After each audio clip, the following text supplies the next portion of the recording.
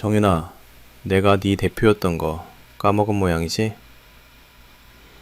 제 회사인 JN 코리아 회의실에 퍼진 제 목소리는 차가웠습니다. 테이블 위에는 횡령 증거 서류들이 가지런히 놓여 있었고, 한때 친구이자 시누이였던 정윤이의 얼굴은 하얗게 질려 있었어요. 지은아, 아니 대표님, 이건 오해예요. 우리 친구잖아. 정윤이가 떨리는 목소리로 말했지만 저는 더 이상 그 말에 흔들리지 않았습니다.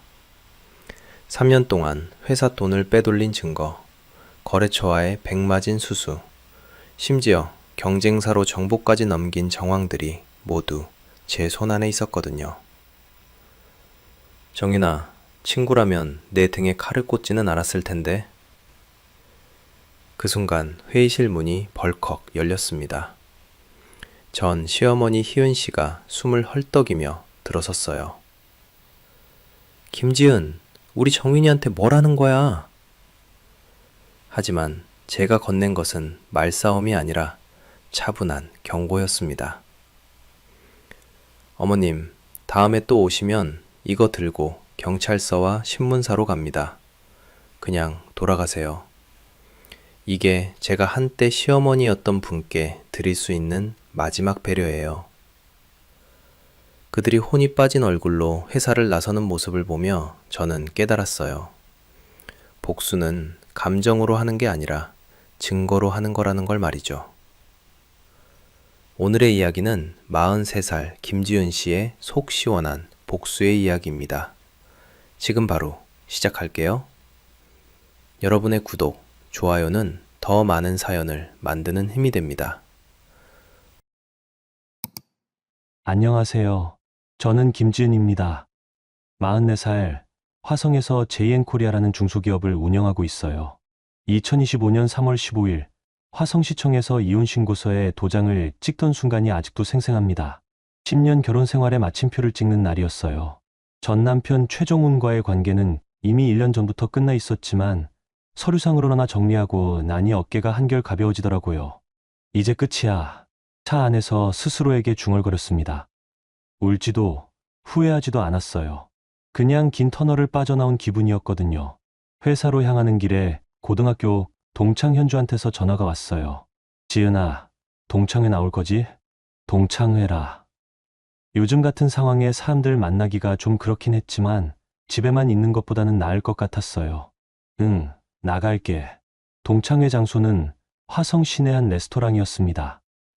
오랜만에 보는 얼굴들이 반가웠어요. 다들 세월 흔적이 그대로 묻어나더라고요. 나이 들어서 만나는 친구들과의 대화는 주로 아이들 이야기, 남편 이야기였는데 저는 적당히 듣기만 했습니다. 그런데 현주가 조심스럽게 제게 다가왔어요. 지은아, 혹시 정훈 씨 이야기 들었어? 무슨 이야기? 정훈 씨가 그 여자랑 혼인신고했다는 얘기. 순간 귀가 멍해졌어요. 언제? 어제래. 동네에서 난리 났다고 하던데. 이혼신고서 잉크도 마르기 전에 혼인신고라니. 저는 억지로 웃었습니다. 그래? 빠르네. 하지만 속으로는 복잡했어요. 정훈과의 내연관계는 이미 알고 있었고, 그래서 이혼을 결정한 거였거든요. 다만 이렇게 빨리, 이렇게 노골적으로 할 줄은 몰랐죠. 현주가 휴대폰을 꺼냈어요. 사진도 돌고 있던데. 화면에 뜬 건 정훈과 정서영의 웨딩 촬영 사진이었습니다. 강남의 유명한 스튜디오에서 찍은 티가 확연히 났어요. 화려한 드레스, 환한 미소. 마치 오래전부터 계획된 일처럼 완벽했습니다. 예쁘게 찍었네요. 제가 담담하게 말하니까 현주가 당황하더라고요. 지은아, 괜찮아? 괜찮죠. 이미 끝난 관계인데 뭐. 하지만 마음속으로는 다른 감정이 끓어오르고 있었어요. 분노라기보다는 모욕감에 가까웠습니다. 이렇게까지 급하게 혼인신고를 한 이유가 뭘까 싶었거든요. 동창회가 끝나고 집으로 돌아가는 길, 휴대폰에 연속으로 메시지가 들어왔어요. 동네 사람들이 보낸 거였습니다. 지은아, 많이 상했을 것 같은데 괜찮아? 남자가 그럴 수가 있나 싶다. 너무 빨리 재혼한 거 아니야? 사람들의 동정 어린 메시지들이 오히려 더 기분 나빴습니다. 저를 피해자로 보는 시선들이 느껴졌거든요. 하지만 정작 문제는 따로 있었어요. 다음 날 회사에 나가니 분위기가 이상했습니다. 직원들이 저를 보는 눈빛이 어딘지 모르게 조심스러워 보였어요. 점심시간에 우연히 들은 대화였습니다. 대표님 이혼하셨다며? 응. 그런데 전 남편이 바로 재혼했다고 하던데. 아, 그러면 우리 회사도 영향받는 거 아니야? 저는 그 자리에서 돌아서서 사무실로 들어갔습니다. 이혼이 개인적인 문제로 끝나지 않고 회사에까지 영향을 주고 있다는 걸 실감했어요. 오후에는 거래처 담당자에게서 전화가 왔습니다. 대표님, 혹시 요즘 회사 상황에 변화가 있나요? 무슨 말씀이세요? 아니, 그냥 소문이 좀 돌고 있어서요. 소문. 벌써 비즈니스 관계에까지 퍼져나가고 있었습니다. 저는 그 순간 깨달았어요. 이혼이 끝이 아니라 시작이었다는 걸 말이죠. 정훈이 이렇게 서둘러 재혼한 건 단순히 사랑 때문이 아니었어요. 뭔가 다른 의도가 있었을 거라는 생각이 들었습니다. 밤늦게 혼자 사무실에 남아서 생각해 봤어요. 10년 결혼 생활 동안 정훈은 회사 일에 거의 관여하지 않았어요. 하지만 신우인 정윤이는 달랐습니다. 회사 차장으로 들어와서 정산 업무를 맡고 있었거든요. 문득 이상한 생각이 들었어요. 정윤이가 최근 몇 달간 자주 가져온 정산 내역들에 뭔가 어긋나는 부분들이 있었던 것 같았거든요. 그때는 믿고 넘어갔는데 이제 와서 다시 생각해보니 의심스러웠습니다. 저는 파일 캐비닛을 열어서 최근 6개월간의 거래 명세서들을 꺼냈습니다. 한 장 한 장 넘겨보니 정말로 이상한 부분들이 보이더라고요. 거래 금액과 입금 금액이 미묘하게 다른 경우들, 설명이 애매한 수수료 항목들. 정윤이가 뭔가 숨기고 있는 건 아닐까? 그 순간 모든 퍼즐이 맞춰지기 시작했어요. 정훈이 서둘러 재혼한 이유, 동네에 퍼지기 시작한 소문들, 회사에 대한 의심스러운 시선들, 모든 게 우연이 아니었을 수도 있다는 생각이 들었습니다. 저는 운전대에 손을 올리고 길게 숨을 내쉬었습니다. 울지 말자는 다짐 대신 다른 결심이 섰어요. 기록부터 확인해보자. 다음 날 아침, 회사 정산팀으로 향하는 발걸음이 평소보다 무거웠습니다. 정윤이를 의심하고 싶지는 않았어요. 고등학교 때부터 친했던 사이였고, 제가 정훈과 결혼할 때도 진심으로 축하해준 친구였거든요. 언니, 일찍 왔네요. 정윤이가 환한 미소로 인사했습니다. 언제나처럼 자연스러운 표정이었어요. 제가 너무 의심이 많아진 건 아닐까 싶기도 했습니다. 응, 확인할 게 좀 있어서. 지난달 정산 자료 좀 다시 볼 수 있을까? 물론이죠. 잠깐만요. 정윤이가 서류를 가져다 주면서 말했어요. 언니, 이혼 힘들었을 텐데 괜찮아요? 응, 괜찮아. 오빠가 너무했어요. 아니, 이젠 남이지만, 그래도 그렇게 빨리 재혼하는 건 좀 아니잖아요. 정윤이의 위로가 진심처럼 들렸습니다. 하지만 서류를 보는 순간 얼굴이 굳었어요. 분명히 이상한 부분들이 있었거든요. 정윤아, 이 항목은 뭐야? 제가 가리킨 건 부대 비용이라고 적힌 항목이었어요. 매달 일정하지 않은 금액이 빠져나가고 있었습니다. 아, 그건 거래처에서 요청한 수수료 같은 거예요. 요즘 다들 그렇게 해달라고 하더라고요. 수수료? 계좌는 어디로 가는 거야? 거래처 담당자 개인 계좌로 가는 경우가 많아요. 세금 문제 때문에 그렇다고 하시더라고요. 뭔가 석연치 않았습니다. 저희 회사는 항상 정식 계좌로만 거래해왔거든요. 점심시간에 물류팀 오유찬 팀장님을 조용히 불렀어요. 유찬 팀장님은 회사에서 가장 오래 일한 분이고 거래 흐름을 누구보다 잘 아는 분이었습니다. 팀장님, 혹시 최근에 거래처에서 개인 계좌 입금을 요청한 적 있나요? 유찬 팀장님이 고개를 갸우뚱했어요. 개인 계좌요?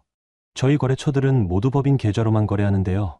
세무서에서도 개인 계좌 입금은 까다롭게 보거든요. 제 가슴이 철렁 내려앉았습니다. 혹시 정윤 차장이 그런 이야기를 한 적 있나요? 최근에 그런 말씀을 하시긴 했는데 저는 안 된다고 말씀드렸어요. 그랬더니 다른 방법을 찾겠다고 하시더라고요. 다른 방법이라니. 그날 저녁 혼자 사무실에 남아서 지난 1년간의 모든 거래 기록을 뒤졌습니다. 정윤이가 담당한 거래들 중에서 이상한 패턴들을 찾아내기 시작했어요.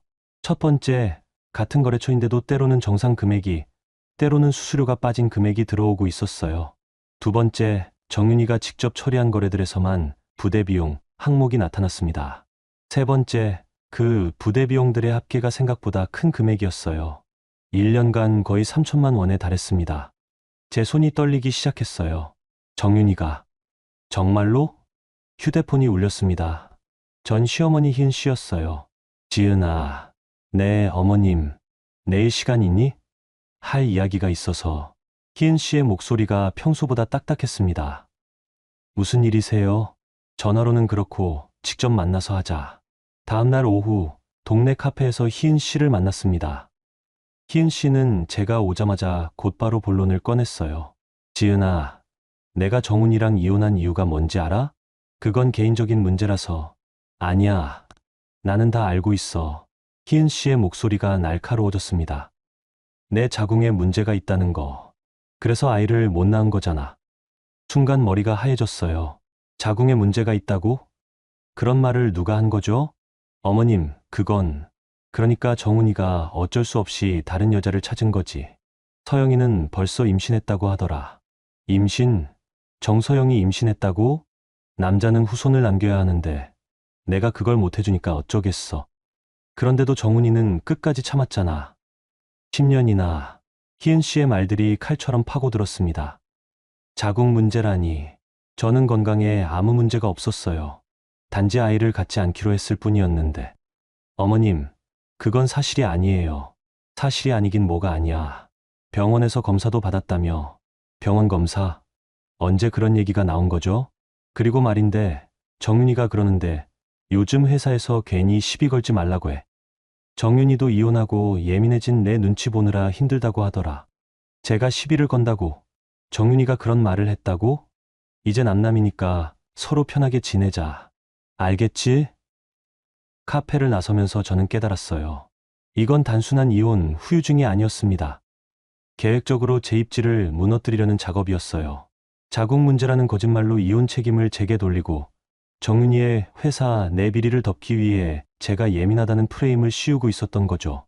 그날 밤 저는 새로운 결심을 했습니다. 감정적으로 대응하지 않기로요.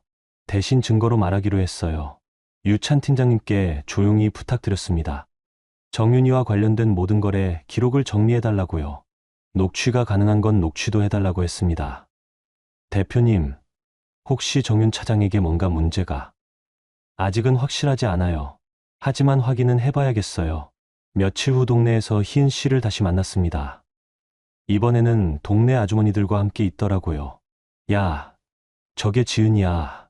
자궁이 문제라더니 안 됐어. 그러니까 남편이 도망간 거 아니겠어? 요즘 여자들이 커리어만 생각하고 애 안 낳으려고 하더라니. 제 귀에는 다 들렸습니다. 희은 씨가 동네 전체에 거짓말을 퍼뜨리고 있었던 거예요. 하지만 저는 참았습니다. 지금 여기서 싸우는 건 희은 씨가 원하는 거였거든요. 대신 제 할 일에만 집중했어요. 증거를 모으는 일 말이죠. 일주일 후 유찬 팀장님이 조용히 제 사무실로 찾아왔어요.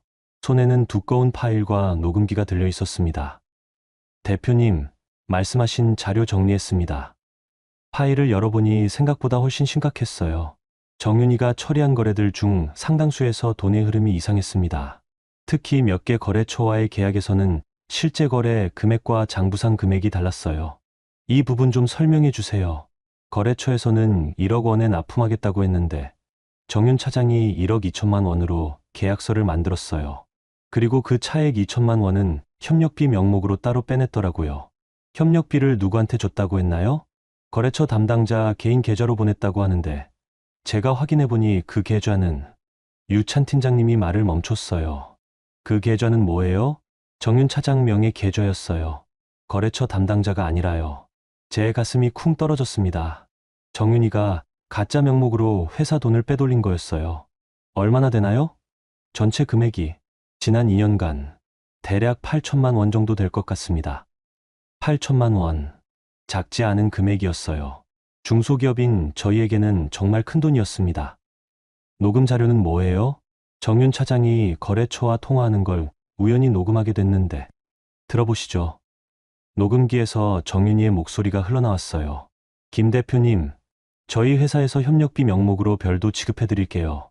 대신 이건 대표는 모르게 해주세요. 다들 이렇게 하거든요. 아, 그럼 우리 회사 계좌가 아니라 다른 데로 보내드릴까요? 네. 제가 알려드린 계좌로 보내주시면 돼요. 세무상 문제없게 처리할 거예요. 녹음이 끝나자 사무실이 조용해졌어요. 정윤이가 제 이름을 팔아서 거래처를 속이고 있었던 거였습니다. 그날 오후 정윤이가 제 사무실로 들어왔어요. 평소처럼 웃는 얼굴이었습니다. 언니, 오늘 정산 마무리했어요. 확인해 보세요. 정윤이가 내민 서류를 받아들면서 저는 최대한 평정심을 유지했어요. 고생했어. 그런데 정윤아, 이 거래처들이랑 협력비를 별도로 지급한다고 했던데, 순간 정윤이의 표정이 미묘하게 변했어요. 협력비요? 아, 그게 요즘 다들 그렇게 해달라고 하더라고요. 경쟁이 심해지니까. 그런 건 나한테 미리 보고해야 하는 거 아냐? 아, 그냥 관례적인 거라서. 금액도 크지 않고요. 거짓말이었어요. 8천만 원이 크지 않은 금액이라고? 앞으로는 그런 건 미리 상의하자. 네, 알겠어요. 정윤이가 나간 후 저는 한숨을 깊게 내쉬었습니다. 확신이 서더라고요. 정윤이는 제가 이혼 문제로 정신없을 틈을 타서 회사 돈을 빼돌리고 있었던 거예요. 저녁에 희은 씨에게서 또 전화가 왔습니다. 지은아, 정윤이가 그러는데 요즘 내가 회사에서 괜히 신경질 부린다며? 신경질이요? 정윤이도 이혼한 내 처지 이해해서 참고 있는데 너무 예민하게 구는 건 아니냐고 하더라. 또 시작이었어요. 제가 예민해서 문제라는 프레임. 정윤이 말로는 별것 아닌 일로 자꾸 시비 걸고 서류도 이상하게 꼼꼼히 확인한다고 하던데 이혼 스트레스가 심한가 보지? 어머님, 저는 정상적으로 업무를 하는 거예요. 정윤이가 뭘 잘못했다고 그래? 그 애는 어릴 때부터 착했어. 내가 힘들다고 해서 괜한 사람한테 화풀이하면 안 되지. 화풀이라니요. 그리고 정윤이 그러는데 내가 요즘 회사 돈 흐름을 이상하게 의심한다며? 뭘 의심하는 건데? 제가 의심하고 있다는 걸 정윤이가 희은 씨에게 이미 말했군요. 어머님, 그건 지은아, 정윤이는 내 딸이나 마찬가지야. 그 애를 의심하는 건 우리 가족을 의심하는 거나 똑같다고. 그런 마음으로 회사 운영하면 안 되지 않겠어? 전화를 끊고 나서 저는 웃음이 나왔어요. 어이없는 웃음이었습니다. 돈을 훔친 사람이 오히려 저를 의심 많은 사람으로 만들고 있었던 거예요. 다음 날 아침, 정윤이가 평소보다 일찍 출근했더라고요. 뭔가 급한 일이 있는 것 같았습니다. 언니, 혹시 어제 유찬 팀장님이 저희 거래 자료를 확인했다고 하던데요? 응, 정기 점검이야. 아, 그냥 궁금해서요. 별다른 문제는 없었죠? 정윤이의 목소리에 불안감이 섞여 있었어요. 아직 확인 중이야. 혹시 제가 도울 일이 있으면 언제든지 말씀해 주세요. 그날 오후 놀라운 소식을 들었습니다. 유찬 팀장님이 급하게 달려와서 말씀드렸어요. 대표님, 큰일 났습니다. 무슨 일이에요?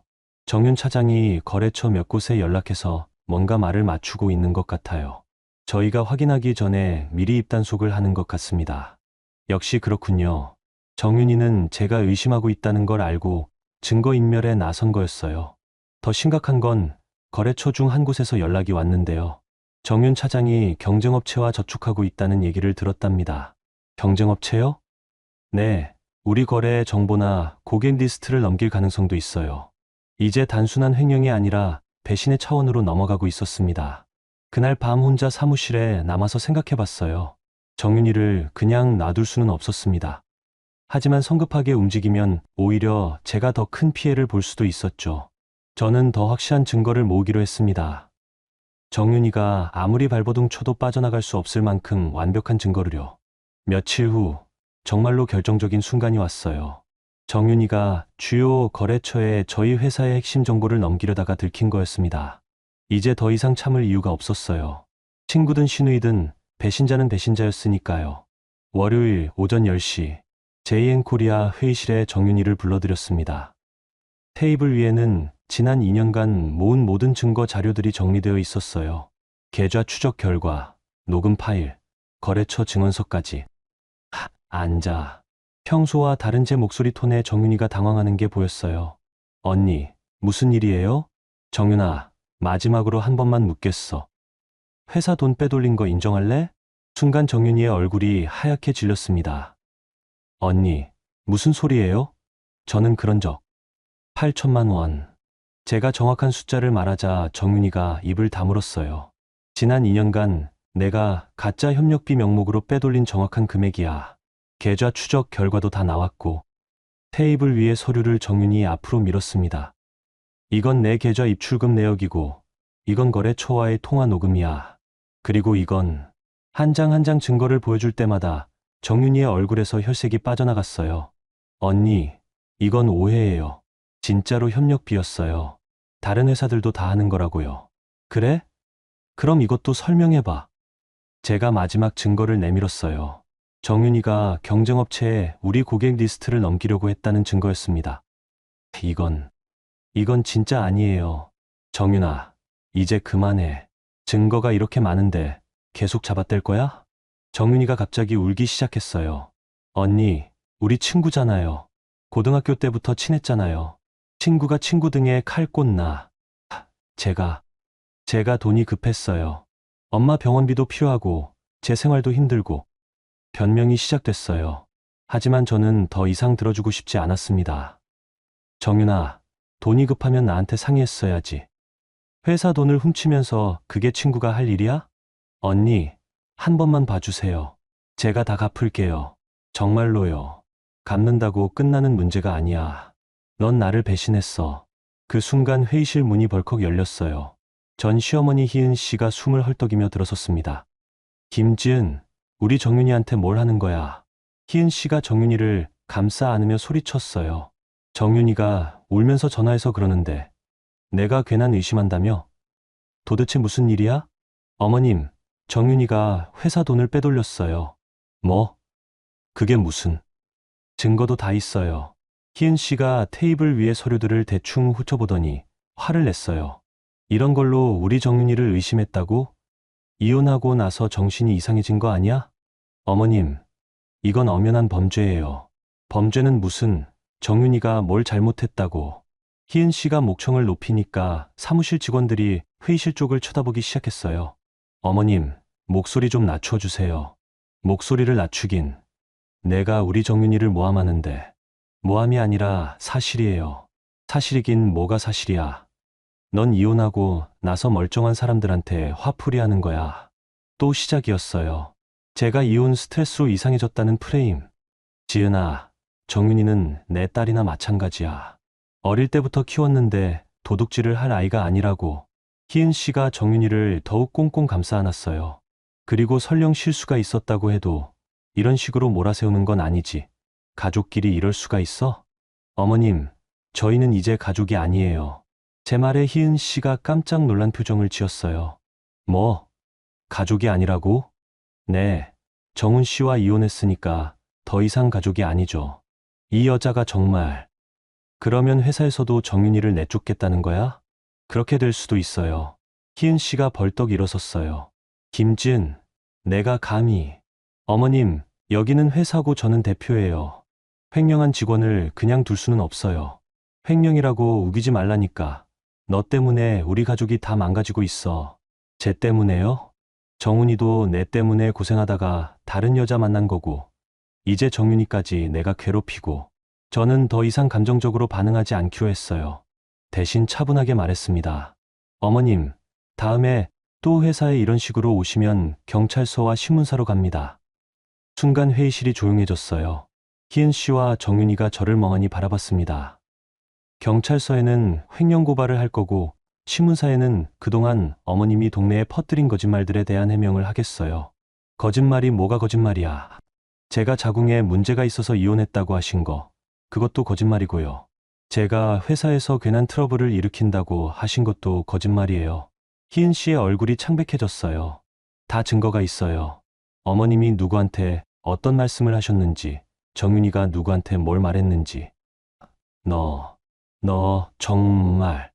지금까지는 조용히 참았는데 더 이상은 안 되겠어요.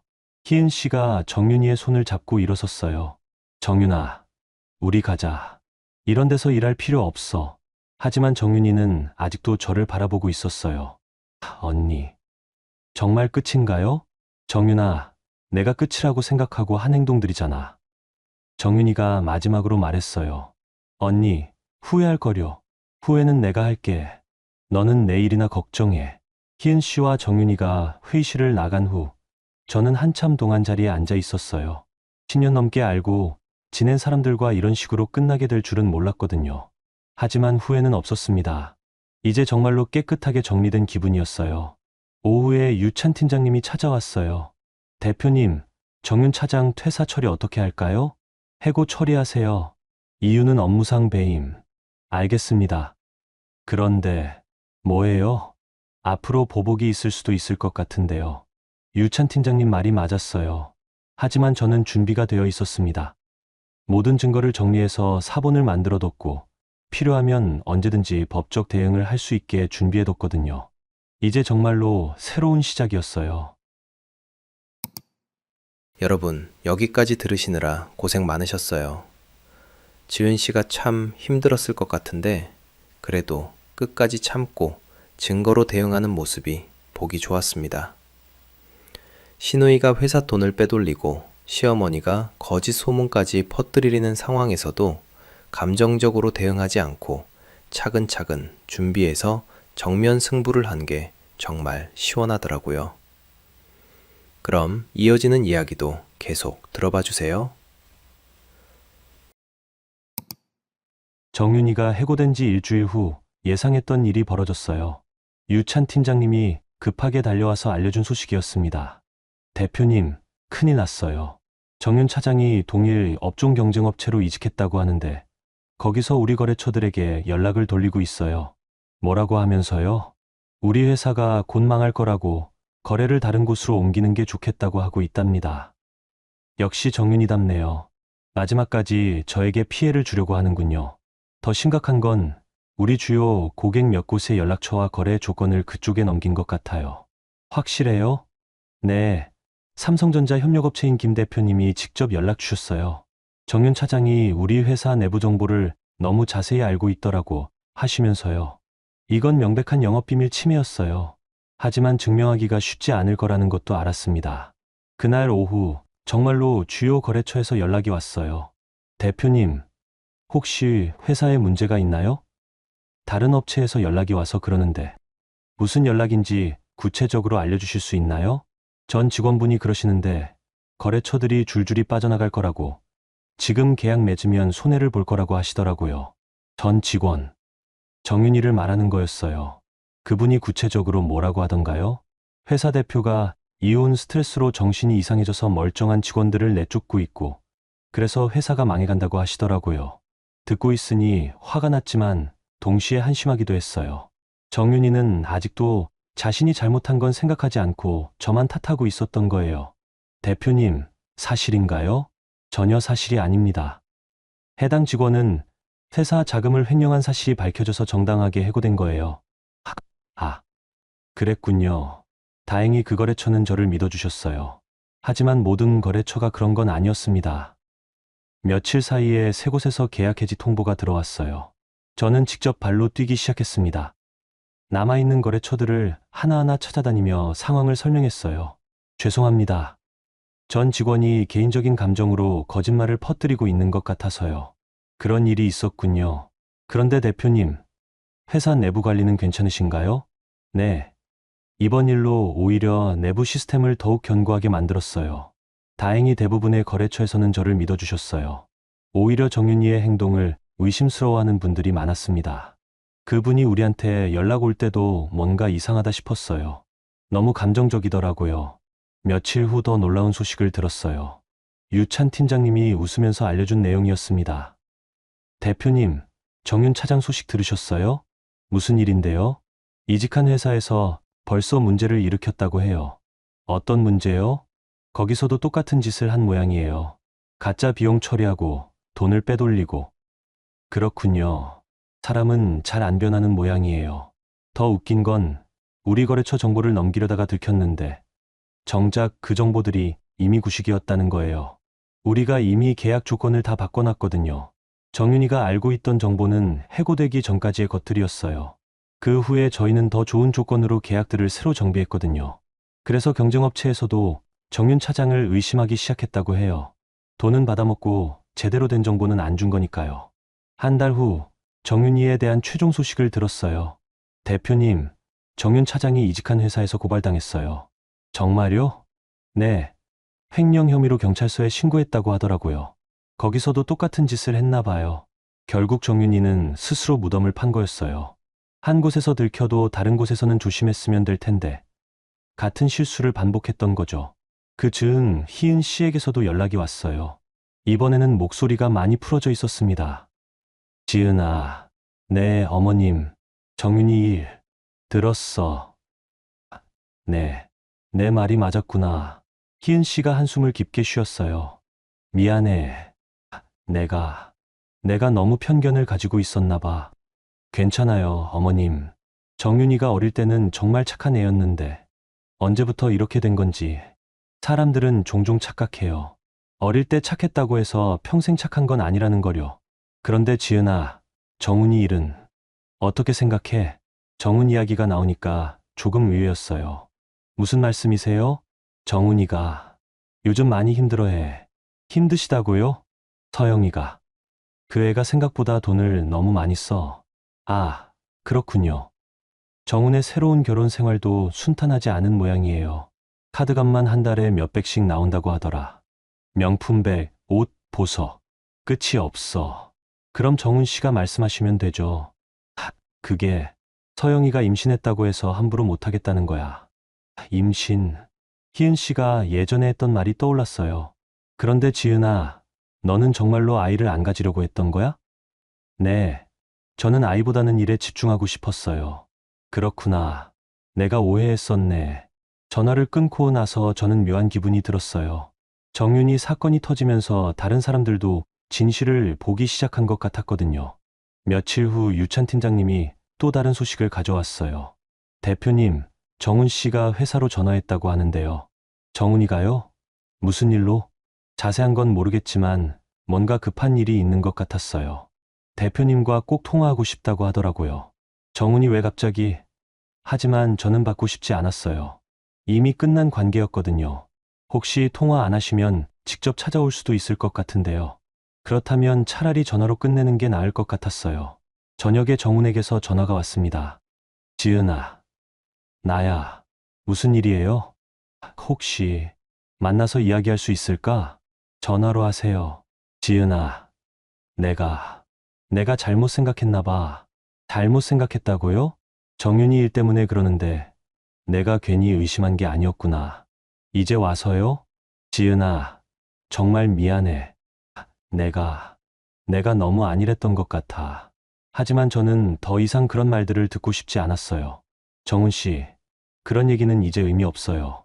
지은아, 우리는 이미 끝났잖아요. 전화를 끊고 나서 저는 깨달았어요. 정말로 모든 게 정리되어 가고 있다는 걸 말이죠.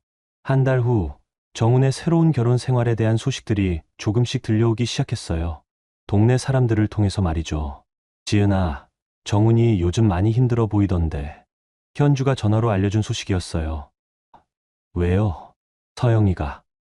그 여자가 돈을 너무 많이 쓴다고 해. 카드값만 한 달에 1,000만 원씩 나온다더라.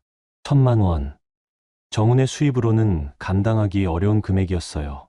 더 웃긴 건 서영이가 친정에도 돈을 계속 보내고 있다는 거야. 매달 몇백씩. 친정 송금까지. 정훈이 참을 수 있을까요? 며칠 후 실제로 그 현장을 목격할 기회가 있었어요. 화성 시내 백화점에서 우연히 정훈과 서영을 마주친 거였습니다. 서영은 두 손 가득 쇼핑백을 들고 있었고 정훈은 뒤따라오며 뭔가 말하고 있었어요. 여보, 이 정도면 충분하지 않을까? 정훈의 목소리가 피곤해 보였어요. 오빠, 임신했는데 이 정도는 괜찮잖아. 태교해도 좋다고 하던데? 서영의 목소리는 여전히 밝았어요. 그래도 너무... 오빠, 나랑 결혼하면서 이 정도 생활은 해줄 거라고 했잖아. 전처랑은 다르게 살겠다고. 전처, 저를 말하는 거겠죠. 저와 다르게 살겠다고 했다니. 정훈이 더 이상 말하지 못하는 걸 보며 저는 웃음이 나왔어요. 본인이 원한 삶이잖아요. 그날 저녁 희은 씨에게서 전화가 왔어요.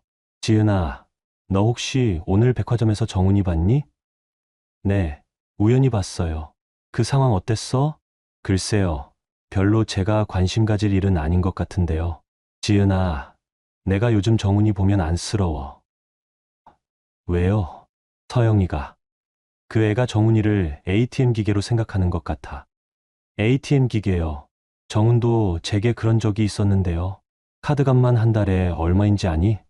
2천만 원이야. 2천만 원. 정말 많이 늘었네요. 그것도 그냥 쇼핑만 하는 게 아니라 친정 식구들 용돈이면 뭐며. 정훈이 월급으로는 감당이 안 돼. 그럼 정훈 씨가 말씀하시면 되죠. 그게 서영이가 임신했다고 하니까 함부로 못하겠다는 거야. 임신을 방패막이로 쓰고 있군요. 더 웃긴 건 서영이가 정훈이한테 그러더라. 전처는 돈만 아끼고 살림도 안 했다고, 자기는 다르다고. 제가 돈만 아끼고 살림을 안 했다고요? 오히려 저는 정훈이 아무 생각 없이 쓰는 돈을 관리해줬는데요. 지은아, 솔직히 말하면 내가 그리워. 어머님, 서영이는 어른 공경할 줄도 모르고 집안일도 안 하고 돈만 쓸 줄 알아. 너는 그래도 나를 챙겨줬잖아. 지금 와서 그런 말씀을 하시네요. 어머님, 이미 지난 일이에요. 지은아, 혹시 정훈이가 다시 돌아오면. 어머님, 그런 말씀은 하지 마세요. 그래도 저는 이미 새로운 삶을 시작했어요. 전화를 끊고 나서 저는 한숨을 쉬었어요. 사람들은 왜 잃고 나서야 소중함을 깨닫는 걸까요? 며칠 후 더 재미있는 소식을 들었어요. 동네 미용실에서 들은 얘기였습니다. 지은 씨, 들었어요? 서영이가 임신한 게 거짓말이었다는 얘기. 네. 거짓말이요? 네. 정훈 씨한테 돈 더 쓰려고 임신했다고 거짓말 한 거래요. 그런데 몇 달이 지나도 배가 안 나오니까 들통난 거죠. 임신 거짓말까지. 서영도 참 대단한 사람이네요. 정훈 씨가 화나서 큰 소리 쳤다고 하던데 서영이는 또 스트레스 받으면 아기한테 안 좋다 하고 우기고 있다더라고요. 그럼 정훈 씨는 뭐라고 해요? 병원 가자고 하니까 서영이가 안 간다고 버티고 있다는 얘기예요. 그렇게 해서 거짓말이 다 들통났나 보네요. 일주일 후 정말로 결정적인 순간이 왔어요. 정훈에게서 다시 전화가 온 거였습니다. 지은아, 나 좀 도와줄 수 있을까? 무슨 일이에요? 서영이가 내 카드로 대출까지 받았어. 대출이요? 신용카드 대출, 현금 서비스 다 끌어다 써서 한도가 꽉 찼어. 이자만 한 달에 100만 원씩 나와. 그래서 제게 도움을 청하는 거군요. 정훈 씨, 그건 정훈 씨가 해결하셔야 할 문제예요. 지은아, 내가 정말 잘못했어. 다시 생각해 볼 수는 없을까? 다시 생각해 볼 수 없을까요? 정훈 씨, 저는 이제 다른 사람이에요. 지은아, 제발. 그리고 서영 씨와는 혼인신고도 하셨잖아요. 이제 와서 그런 말씀 하시면 안 되죠. 그게 서영이가 이혼하자고 해. 네. 돈 없는 남자는 싫다고 자기를 속였다고 하면서 이혼하자는 거야. 서영이 먼저 이혼하자고 했다고요? 지은아, 나 정말 바보였어. 내가 얼마나 좋은 사람인지 이제야 알겠어. 하지만 저는 더 이상 그런 말을 듣고 싶지 않았어요. 정훈 씨, 저는 이미 제 인생을 새로 정리했어요. 정훈 씨도 그렇게 하세요. 지은아, 그리고 다시는 이런 전화하지 마세요. 전화를 끊고 나서 저는 깨달았어요. 정훈은 아직도 변하지 않았다는 걸 말이죠. 힘들어지면 저에게 의지하려고 하고 편해지면 또 다른 선택을 할 사람이었어요. 그날 밤 회사에서 늦게 일하고 있는데 유찬 팀장님이 찾아왔어요. 대표님, 요즘 정말 달라 보이세요. 뭐가 달라요? 더 당당해 보이시고 확신에 차 보이세요. 그래요? 네. 예전에는 항상 뭔가 걱정이 많아 보이셨는데 이제는 완전히 다르세요. 맞아요. 저도 느끼고 있었어요. 과거의 짐들을 하나씩 털어내면서 더 자유로워진 기분이었거든요. 회사도 더 안정적으로 돌아가고 있고요. 정윤이가 없어진 후 회사는 오히려 더 투명하고 효율적으로 운영되고 있었어요. 대표님, 정말 잘하신 것 같아요. 하지만 아직 끝난 게 아니라는 걸 알았어요. 정윤이가 마지막으로 무슨 수를 쓸지 모르니까요. 그 예감은 정확했어요. 일주일 후 정윤이가 다시 제 앞에 나타났거든요. 이번에는 동네 카페에서 마지막으로 한 번만 만나자며 연락해 온 거였습니다. 카페에 들어서니 정윤이가 이미 구석 자리에 앉아 있었어요. 얼굴이 많이 초췌해져 있었습니다. 언니. 정윤이가 저를 보자마자 눈물을 흘리기 시작했어요. 언니, 내가 정말 잘못했어. 미안해. 정윤아, 이제 와서 미안하다고 해봤자 달라지는 건 없어. 언니, 나 지금 정말 힘들어. 회사에서도 쫓겨났고 경찰서에도 신고당했어. 그럼 진작에 그렇게 하지 말았어야죠. 언니, 우리 다시 예전으로 돌아갈 수는 없을까? 내가 잘못한 건 다 인정할게. 정윤아, 시간은 뒤로 안 가. 언니, 제발. 우리 고등학교 때부터 친구였잖아. 그 우정이 이런 걸로 끝날 수는 없어. 정윤이의 목소리가 절절했지만 저는 더 이상 흔들리지 않았어요. 정윤아, 우정은 내가 깨뜨린 거야. 언니, 내가 그때 정말 돈이 급해서 어쩔 수 없었어. 돈이 급하면 나한테 얘기했어야지. 회사 돈을 훔치면서 그게 친구가 할 일이야? 정윤이가 더욱 울기 시작했어요.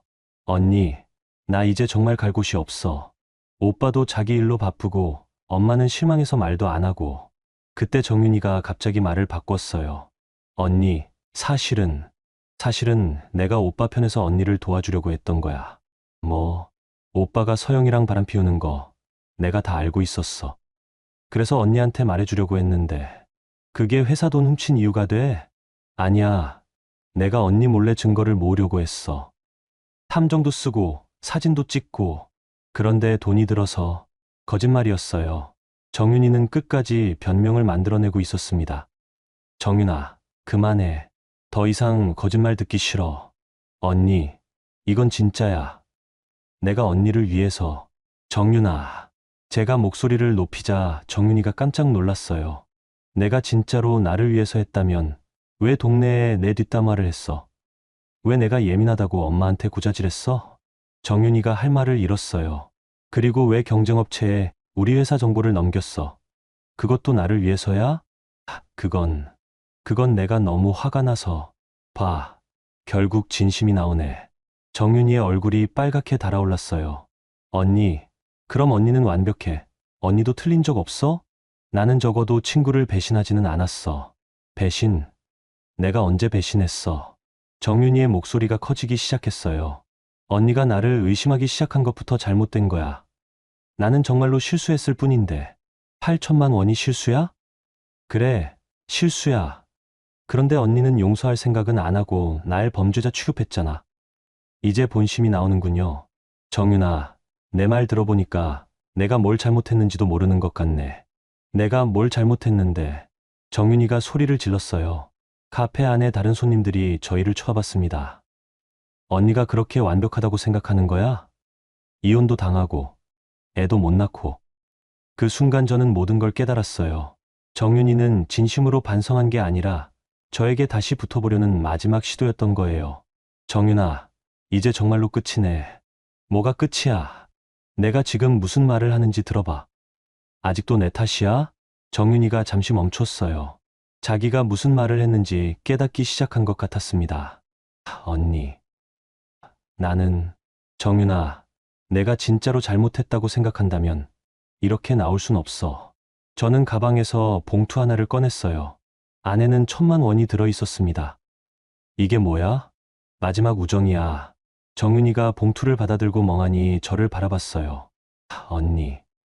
정윤아, 이제 정말로 남남이야. 다시는 보지 말자. 언니, 그럴 순 없어. 우리는 이미 끝났어. 내가 끝냈어. 저는 자리에서 일어났어요. 정윤아, 그 돈으로 새로 시작해. 그리고 다시는 내 앞에 나타나지 마. 카페를 나서면서 뒤돌아보니 정윤이가 테이블에 엎드려 울고 있었어요. 하지만 저는 더 이상 안쓰럽지 않았습니다. 그날 저녁 희은 씨에게서 마지막 전화가 왔어요. 지은아, 정윤이가 그러는데 내가 돈을 줬다며? 네, 마지막이에요. 고맙다. 내가 끝까지 배려해줘서. 어머님, 이제 정말로 끝이에요. 알겠어. 앞으로는 연락 안 할게. 네. 전화를 끊고 나서 저는 깊은 숨을 내쉬었어요. 정말로 모든 게 끝난 기분이었습니다. 며칠 후 유찬 팀장님이 마지막 소식을 알려주었어요. 대표님, 정윤 차장이 고향으로 내려갔다고 해요. 그래요? 네. 서울에서 더 이상 일할 수 없다고 판단한 것 같아요. 그렇게 정윤이는 제 인생에서 완전히 사라졌어요. 그리고 정훈과 서영의 이혼 소식도 곧 들려왔습니다. 서영이 정훈의 신용불량 상태를 견디지 못하고 먼저 이혼을 요구했다고 하더라고요. 결국 정훈도 혼자가 되었지만 저는 더 이상 그것이 제 문제가 아니라는 걸 알았어요. 이제 정말로 새로운 시작이었습니다. 6개월이 흘렀습니다. 2025년 늦가을이었어요. JN코리아는 정윤이 사라진 후 더욱 안정적으로 성장하고 있었습니다. 새로운 정산 담당자도 채용했고 투명한 시스템으로 모든 거래가 이루어지고 있었어요. 대표님, 이번 분기 매출이 작년 대비 30% 증가했습니다. 유찬 팀장님이 웃으며 보고서를 가져다 주셨어요. 정말요? 그렇게 많이? 네. 거래처들의 신뢰도도 많이 높아졌고요. 특히 투명한 거래 시스템 때문에 새로운 고객들도 많이 늘었습니다. 정윤이가 만든 혼란이 오히려 회사를 더 단단하게 만들어준 셈이었어요. 그날 오후 뜻밖의 전화가 걸려왔어요. 정윤이의 어머니였습니다. 지은아, 나야, 정윤이 엄마. 아, 안녕하세요. 지은아, 정윤이가 시골에서 작은 가게 하나 냈어. 그래요? 다행이네요. 내가 준 돈으로 자그마한 떡집을 차렸다고 하더라. 처음에는 손님이 별로 없었는데 요즘은 조금씩 늘고 있다고 해. 정윤이가 새로 시작하고 있다는 소식이었어요. 다행이라는 생각이 들었습니다. 그런데 지은아, 정윤이가 그러더라. 언니한테 진짜 미안했다고. 이제야 자기가 얼마나 잘못했는지 알겠다고. 그래요. 언니가 마지막에 돈 준 것도 정말 고마웠다고 하더라. 그때 그 돈이 아니었으면 다시 시작할 용기도 못 냈을 거라고. 저는 정윤이가 정말로 반성하고 있다는 걸 느꼈어요. 아줌마, 정윤이한테 전해주세요. 잘 살라고. 고맙다. 지은아. 전화를 끊고 나서 저는 마음이 한결 가벼워졌어요. 정윤이가 새로운 삶을 찾아가고 있다는 것만으로도 이안이 되었거든요. 한 달 후, 희은 씨에게서도 마지막 소식을 들었어요. 지은아, 정훈이가 지방으로 이사 간다고 해. 그래요? 서영이랑 이혼하고 나서 서울에 있기 힘들어 하더라. 빚도 많고 사람들 눈치도 보이고 정훈도 자신이 만든 상황의 결과를 받고 있는 거였어요. 부산 쪽 작은 회사에 취직했다고 하더라. 월급은 많지 않지만 그냥 조용히 살겠다고. 그렇게 하시는 게 좋을 것 같아요. 지은아, 너는 정말 훌륭한 사람이었어. 내가 그때 너를 제대로 못 봤구나. 괜찮아요, 어머님. 이제 다 지난 일이에요. 지은아, 앞으로 좋은 사람 만나서 행복하게 살아. 네, 어머님도 건강하세요. 이렇게 과거와의 연결고리들이 하나씩 정리되어 갔어요. 그해 겨울, 저는 회사 송년회를 처음으로 성대하게 열었어요. 직원들과 함께 한 해를 돌아보며 축하하는 자리였습니다. 대표님, 올해 정말 고생 많으셨어요. 우리 모두 고생했죠. 내년에는 더 좋은 해가 될 것 같아요. 그럼요. 우리 모두 함께 만들어 나가는 거니까요. 송년회가 끝나고 혼자 남은 사무실에서 창밖을 바라보았어요. 화성산업단지의 야경이 참 아름다웠습니다. 이전에는 이 풍경을 보면서도 항상 걱정이 많았어요. 정훈과의 관계, 시댁과의 갈등, 회사 운영의 부담들. 하지만 이제는 다양했어요. 휴대폰을 꺼내서 지난 1년을 되돌아봤어요. 이혼으로 시작된 한 해였지만 그 과정에서 저는 더 강해졌어요. 정윤이의 배신으로 힘들었지만 그 덕분에 진짜 신뢰할 수 있는 사람들을 구별할 수 있게 되었고요. 희은 씨의 모욕적인 소문들도 오히려 저를 더 단단하게 만들어준 셈이었어요. 이제는 다른 사람들의 시선에 휘둘리지 않고 제 신념대로 살 수 있게 되었거든요. 그날 밤 집에 돌아가면서 동네를 걸어보았어요. 예전에는 사람들의 시선이 부담스러웠는데 이제는 전혀 신경 쓰이지 않았습니다. 오히려 몇몇 분들이 먼저 인사를 해주시더라고요. 지은 씨, 요즘 회사 잘 되고 있다면서요? 네, 감사해요. 듣기로는 직원들도 많이 늘렸다고 하던데 대단해요. 동네 사람들의 시선도 완전히 바뀐 것 같았어요. 이제는 불쌍한 이혼녀가 아니라 성공한 사업가로 보는 것 같았습니다. 집에 도착해서 거울을 보니 제 얼굴도 많이 달라져 있었어요. 예전보다 더 당당해 보였고 자신감이 넘쳤습니다. 그날 밤 일기를 썼어요. 오랜만에 쓰는 일기였습니다. 2025년 12월 31일. 올해는 정말 많은 일이 있었다. 이혼, 배신, 모욕, 힘든 일들이 계속되었지만 그 모든 과정에서 나는 더 강해졌다. 이제는 누구에게도 의존하지 않고 내 힘으로 살아갈 수 있다는 확신이 든다. 새해가 밝았어요. 2026년 1월 1일. 아침에 일어나서 창밖을 보니 새하얀 눈이 내리고 있었어요. 정말 새로운 시작 같았습니다. 유찬 팀장님에게서 새해 인사 문자가 왔어요. 대표님, 새해 복 많이 받으세요. 올해도 함께 열심히 해봐요. 저도 답장을 보냈어요. 팀장님도 새해 복 많이 받으세요. 올해는 더 큰 꿈을 이뤄봐요. 오후에 회사에 나가서 새해 계획을 세웠어요. 올해는 사업을 더 확장하고 해외 거래처도 개발해 볼 생각이었습니다. 혼자서도 충분히 할 수 있어. 거울에 비친 제 모습에게 말했어요. 그리고 정말로 그렇게 믿었습니다. 저녁에 혼자 조용한 레스토랑에서 식사를 했어요. 예전에는 혼자 식사하는 것이 쓸쓸했는데 이제는 오히려 편안했습니다. 창밖을 바라보며 생각해 봤어요. 만약 1년 전에 제가 지금의 저를 본다면 뭐라고 할까? 아마 믿지 못할 거예요. 이렇게 당당하고 자신감 넘치는 모습을 말이죠. 정훈, 정윤, 희은 씨. 그들은 모두 제 인생의 한 챕터였어요. 힘들고 아픈 챕터였지만 그 덕분에 저는 더 강해질 수 있었습니다. 이제는 정말로 새로운 챕터의 시작이에요. 혼자이지만 외롭지 않고 자유롭고 당당한 새로운 인생 말이죠. 집으로 돌아가는 길에 휴대폰이 울렸어요. 모르는 번호였지만 받아봤습니다. 지은 씨인가요? 네. 누구세요? 저는 김영호라고 하는데요. 혹시 사업 관련해서 만나서 얘기 좀 나눌 수 있을까요? 새로운 사업 제안이었어요.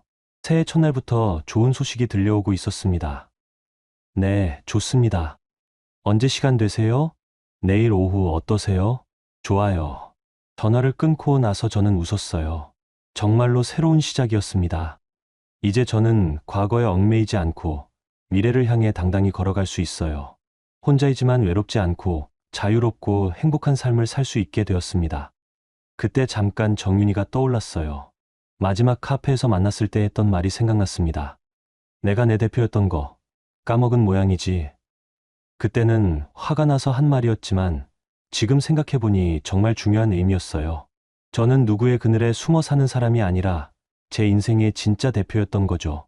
이제 그 사실을 완전히 깨달았어요. 그리고 앞으로도 계속 그렇게 살아갈 거예요. 여러분, 오늘 이야기 어떠셨어요? 지은 씨의 이야기를 들으면서 저도 많은 생각이 들었는데요. 처음에는 정말 막막했을 것 같아요. 이혼하자마자 전 남편이 바로 재혼하고 시댁에서는 말도 안 되는 소문을 퍼뜨리고 심지어 믿었던 친구마저 뒤통수를 치는 상황이니까요. 하지만 지은 씨가 정말 대단했던 건 감정적으로 대응하지 않고 차근차근 증거를 모아서 체계적으로 대응한 거였어요.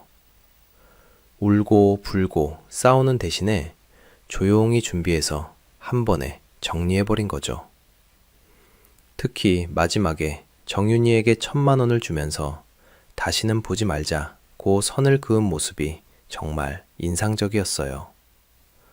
복수가 목적이 아니라 정말로 깨끗한 정리가 목적이었다는 게 느껴졌거든요. 그리고 지은 씨가 혼자서도 충분히 행복할 수 있다는 걸 보여준 것도 중요한 메시지인 것 같아요. 누군가에게 기대지 않고도 자신만의 삶을 당당하게 살아가는 모습 말이죠. 사실 우리 모두 살아가면서 크고 작은 배신을 경험하잖아요. 가족이든 친구든 직장 동료든 믿었던 사람들에게 상처받는 일들이 있어요. 그럴 때마다 어떻게 대응하느냐가 정말 중요한 것 같아요. 지은 씨처럼 감정에 휘둘리지 않고 원칙을 지키면서 하지만 마지막에는 관용을 보여주는 그런 모습이 진짜 어른스러운 대응이 아닐까 싶어요. 여러분께도 오늘 이야기가 작은 위로와 지혜가 되었으면 좋겠습니다. 어떤 상황에서든 포기하지 않고 자신만의 길을 찾아가는 용기를 가지시길 바라요. 구독과 좋아요 부탁드립니다. 미선아, 오늘 내 생일이니까 말하는 건데. 나도 이제 좀 자유로워지고 싶어. 제가 정성스럽게 차린 생일상 위에 남편이 내민 건 몇 장의 서류. 이혼 신청서라고 적힌 차가운 활자가 촛불 아래 번져 보였어요. 갑자기 왜 이런 말을. 갑자기가 아니야. 계속 생각해왔어. 남편이 고개를 들 때 낯선 향수 냄새가 났어요. 술 냄새에 섞인 달콤함이 모든 걸 설명해 주었어요. 다른 사람 있어요? 4년. 뇌출혈로 쓰러진 시어머니를 밤낮 없이 돌보며 제 청춘을 바친 시간이었어요. 기저귀 갈고 약 챙기고 병원 오가며 기록해둔 간병일지만 해도 두꺼운 바인더 3권이었죠. 그런 게 아니라 그냥 이 생활이 답답해. 선호는 아마 제가 울면서 매달릴 거라 생각했겠죠. 안 돼요. 다시 생각해봐요. 하면서 무릎 꿇고 빌 거라고요. 하지만 저는 조용히 서랍에서 도장을 꺼내왔어요. 그리고 제 서명란에 쿵 소리 나게 찍었습니다. 선호의 얼굴이 순간 사색이 되었어요. 입술이 파르르 떨리더군요. 뭐야, 정말 찍은 거야? 됐어요? 그때만 해도 그들은 몰랐습니다. 제가 4년 동안 얼마나 치밀하게 모든 걸 기록해뒀는지, 그리고 그 기록들이 얼마나 무서운 무기가 될 수 있는지. 여러분의 구독, 좋아요는 더 많은 사연을 만드는 힘이 됩니다. 안녕하세요. 저는 정미선이에요. 32이고요. 지금은 요양보호사로 일하고 있어요. 오늘 들려드릴 이야기는 제가 2021년부터 2024년까지 겪었던 일들이에요. 지금 생각해도 참 기가 막힌 일들이었는데, 그때는 정말 하루하루가 지옥 같았거든요. 2024년 11월 15일이었어요. 남편 이선호의 40번째 생일이었죠. 저는 아침부터 장을 보고 미역국을 끓였어요. 선호가 제일 좋아하는 갈비찜도 만들고 잡채에 나물까지 정성스럽게 차렸죠. 시어머니는 뇌출혈 후유증으로 오른쪽이 마비되셔서 휠체어에 계셨는데 제가 저녁 준비하는 걸 보시더니 어눌한 말씨로 말씀하셨어요. 미선아, 오늘 생일이구나. 네, 어머니. 선호가 좋아할 거예요. 저는 웃으며 대답했지만 사실 마음 한구석은 무거웠어요. 결혼한 지 6년, 그중 4년을 시어머니 간병으로 보냈거든요. 처음에는 당연한 일이라고 생각했어요. 며느리니까, 가족이니까요. 하지만 선호의 태도가 점점 달라지면서 저도 지쳐갔어요. 오후 5시쯤 생일 케이크까지 사다 놨는데 선호한테서 연락이 왔어요. 여보, 언제 와? 아, 회식이 좀 길어질 것 같아. 먼저 드셔. 생일인데. 알겠어. 빨리 끝내고 갈게. 그런데 7시가 되어도 8시가 되어도 오지 않았어요. 어머니께서 말씀하셨어요. 미선아, 그냥 우리 둘이 먼저 먹자. 하지만 저는 기다렸어요. 주인공 없는 생일상이 무슨 의미가 있겠어요? 9시, 10시. 시간은 자꾸 흘러갔고 음식은 차가워져 갔어요. 저는 어머니 저녁 드시게 도와드리고 약 챙겨드린 뒤 다시 식탁 앞에 앉았어요. 혼자서요. 11시가 넘어서야 현관문이 열렸어요. 선호가 비틀거리며 들어왔어요. 술 냄새가 진동했죠. 미선아, 늦어서 미안해. 부장님이 술을 자꾸. 괜찮아요. 밥 데워드릴까요? 저는 일어서려 했는데 선호가 저를 막았어요. 그리고 정장 안주머니에서 뭔가를 꺼냈어요. 꽃다발이나 작은 선물일 거라 생각했는데. 미선아. 선호가 식탁 위에 놓은 건 A사 용지 몇 장이었어요. 맨 위에 협의이혼 신청서라고 적혀 있었죠. 저는 눈을 의심했어요. 이게 뭐예요? 이혼 서류야. 선호는 소파에 털썩 앉으며 말했어요.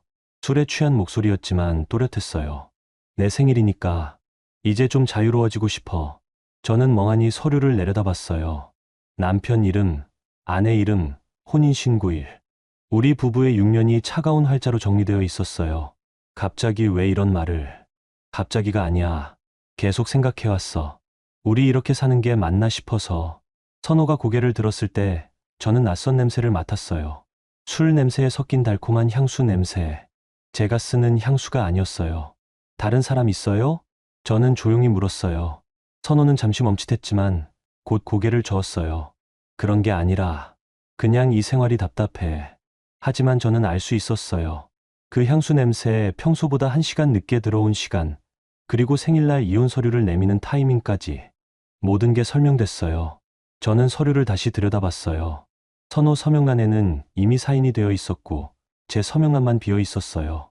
도장 찍으면 되는 거예요? 응. 그럼 내일 구청에 가서 접수하고. 선호가 말을 하다가 멈췄어요. 아마 제가 울거나 매달릴 거라 생각했을 거예요.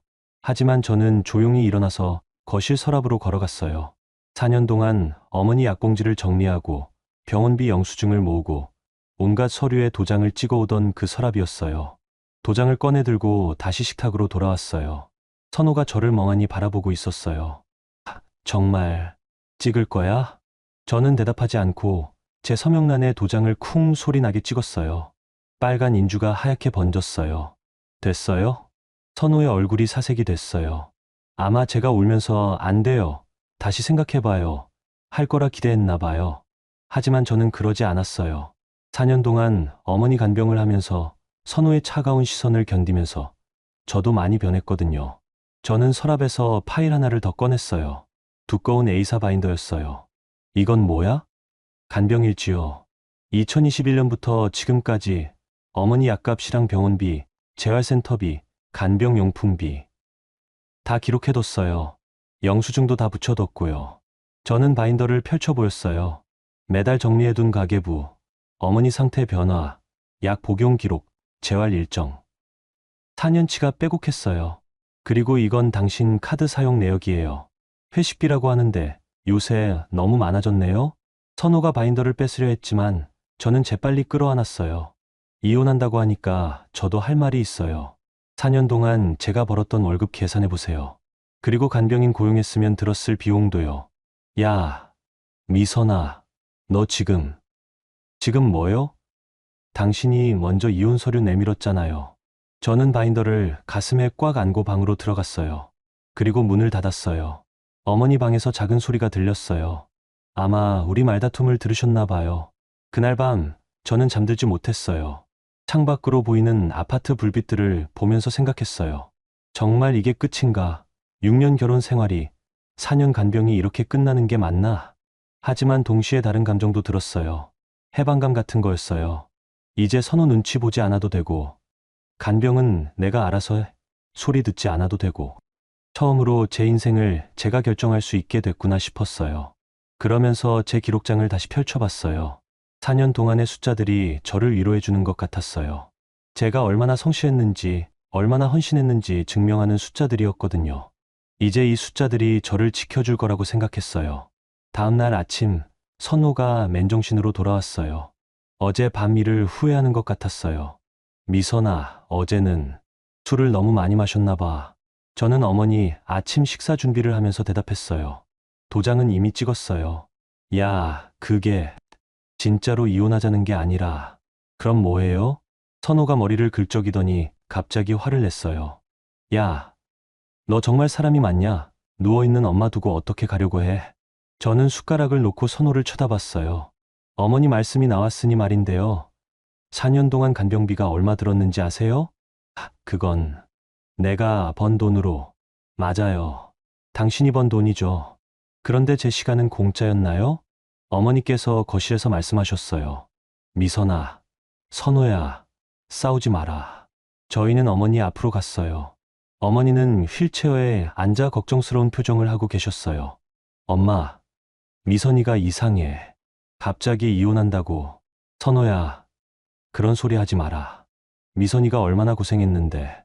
어머니가 제 손을 잡으셨어요. 힘없는 왼손이었지만 따뜻했어요. 미선아, 고맙다.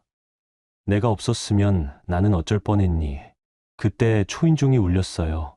선호 누나인 지한 형님이었어요. 어머, 무슨 일이야? 선호가 전화해서 급하게 오라고.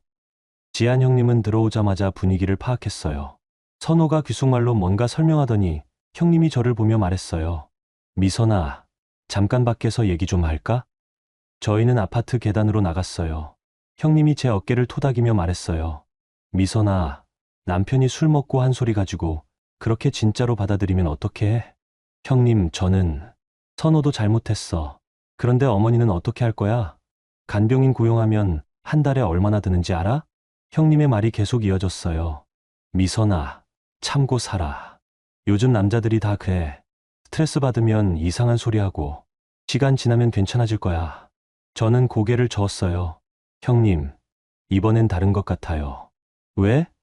다른 여자라도 있어?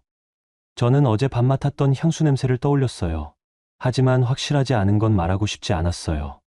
그냥 감이 와요. 형님이 한숨을 쉬었어요. 그래도 한 번 더 생각해봐. 어머니 때문에라도. 집으로 돌아와서 선호와 형님이 거실에서 작은 소리로 뭔가 상의하고 있었어요. 저는 제 방에서 기록장을 다시 정리했어요. 혹시 모르니까 복사본을 만들어두는 게 좋겠다 싶었거든요. 점심때가 되어서 나왔는데 선호가 저를 부르더군요. 미선아, 앉아봐. 탁에 앉으니 선호가 진지한 표정으로 말했어요. 어제는 내가 잘못했어. 그런데 정말로 이혼할 생각은 아니었어. 그럼 왜 서류까지 준비해왔어요? 그건 그냥 겁주려고. 저는 어이가 없었어요. 겁주려고요? 이혼 서류를 겁주는 용도로 써요? 아니, 그게 아니라 요즘 너무 답답해서. 뭐가 답답해요? 선호가 목소리를 높였어요. 이 생활이 답답하다고. 매일 병원, 약국, 집, 이것만 반복하고. 친구들이랑 술 한잔 마시면 눈치 주고. 언제 눈치 줬어요? 맨날 주잖아. 어머니 약 시간이에요. 재활치료 시간이에요. 저는 기록장을 가져왔어요. 그리고 펼쳐서 선호 앞에 놓았어요. 여기 보세요. 지난달 당신이 회식비로 쓴 돈이 85만 원이에요. 어머니 약값이 12만 원, 재활센터비가 20만 원인데. 이게 말이 돼요? 야, 그건 내가 번 돈이잖아. 맞아요. 당신이 번 돈이죠. 그럼 제 시간은 뭐예요? 제가 4년 동안 포기한 커리어는 뭐고, 제 인생은 뭐예요? 저는 계속 페이지를 넘기며 보여줬어요. 여기 2022년 3월, 어머니가 폐렴으로 입원하셨을 때. 저는 3주 동안 병원에서 밤샘 간병했어요. 당신은 회사 일이 바빠서 주말에만 잠깐 왔죠. 그때는 정말 바빴어. 여기 2023년 7월, 어머니가 재활치료 받을 때. 매일 오전 9시부터 오후 2시까지 병원에서 기다렸어요. 점심도 거기서 먹고. 당신은 그 시간에 뭐 했죠? 골프 치러 갔잖아요. 선호의 얼굴이 붉어졌어요. 그건 거래처 접대였어. 매주 토요일이 다 거래처 접대예요? 저는 핸드폰을 꺼내서 사진을 보여줬어요.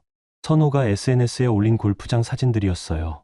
오늘도 힐링, 스트레스 해소, 좋은 사람들과 좋은 시간. 이게 접대예요? 선호가 핸드폰을 뺏으려 했지만 저는 피했어요. 미선아, 너 지금 뭐 하는 거야? 제가 뭐 하는 거냐고요?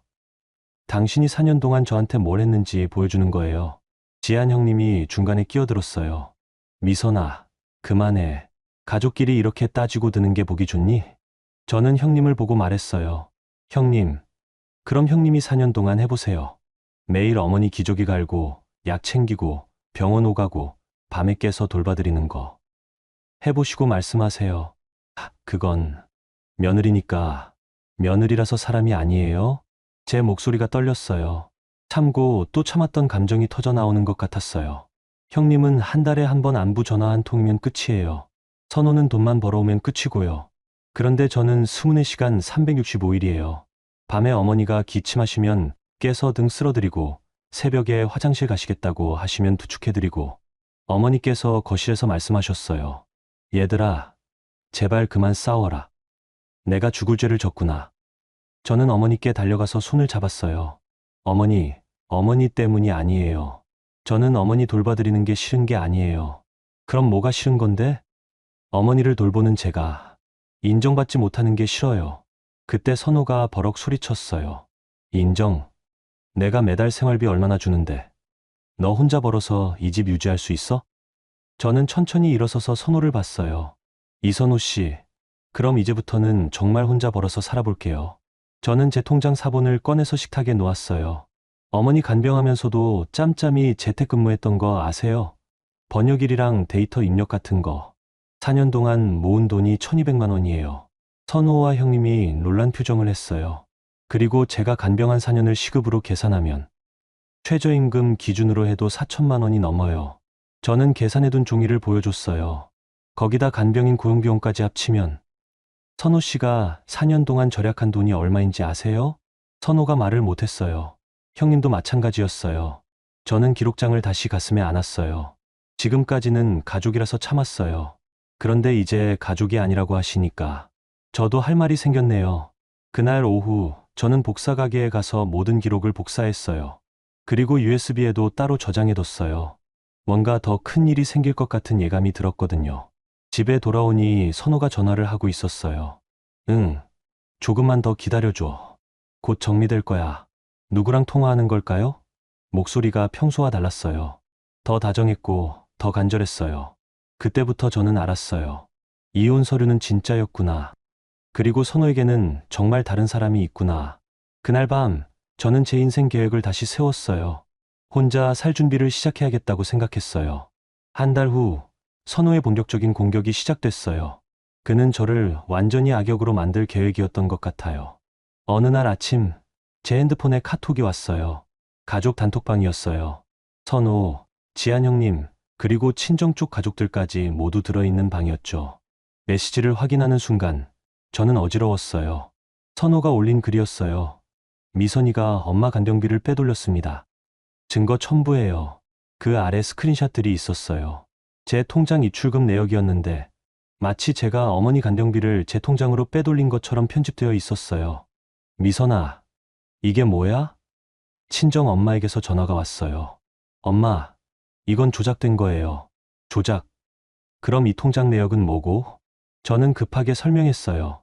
하지만 선호가 워낙 교묘하게 편집해서 마치 제가 어머니 약값을 제 통장으로 빼돌린 것처럼 보였어요. 엄마, 제가 직접 가서 설명드릴게요. 미선아, 엄마는 내가 그런 아이가 아니라고 믿어. 그런데 다른 사람들은 어떻게 생각할까? 핸드폰을 끊고 나니 현실이 실감났어요. 선호가 정말로 저를 매장시키려 한다는 걸 알았거든요. 오후에 지한 형님이 집에 왔어요. 미선아, 나 좀 보자. 네, 형님. 이 일을 어떻게 해결할 거야? 해결요? 저는 잘못한 게 없는데요. 형님이 한숨을 쉬었어요. 미선아, 지금 상황이 얼마나 심각한지 알아? 동네에서 소문이 다 났어. 무슨 소문이요? 내가 시어머니 간병비를 빼먹었다고. 그래서 이혼한다고. 저는 기가 막혔어요. 형님, 제가 언제? 아니야. 나는 내가 안 그럴 걸 알아. 그런데 사람들은 모르잖아. 형님이 가방에서 종이봉투를 꺼냈어요. 이거 좀 줘봐.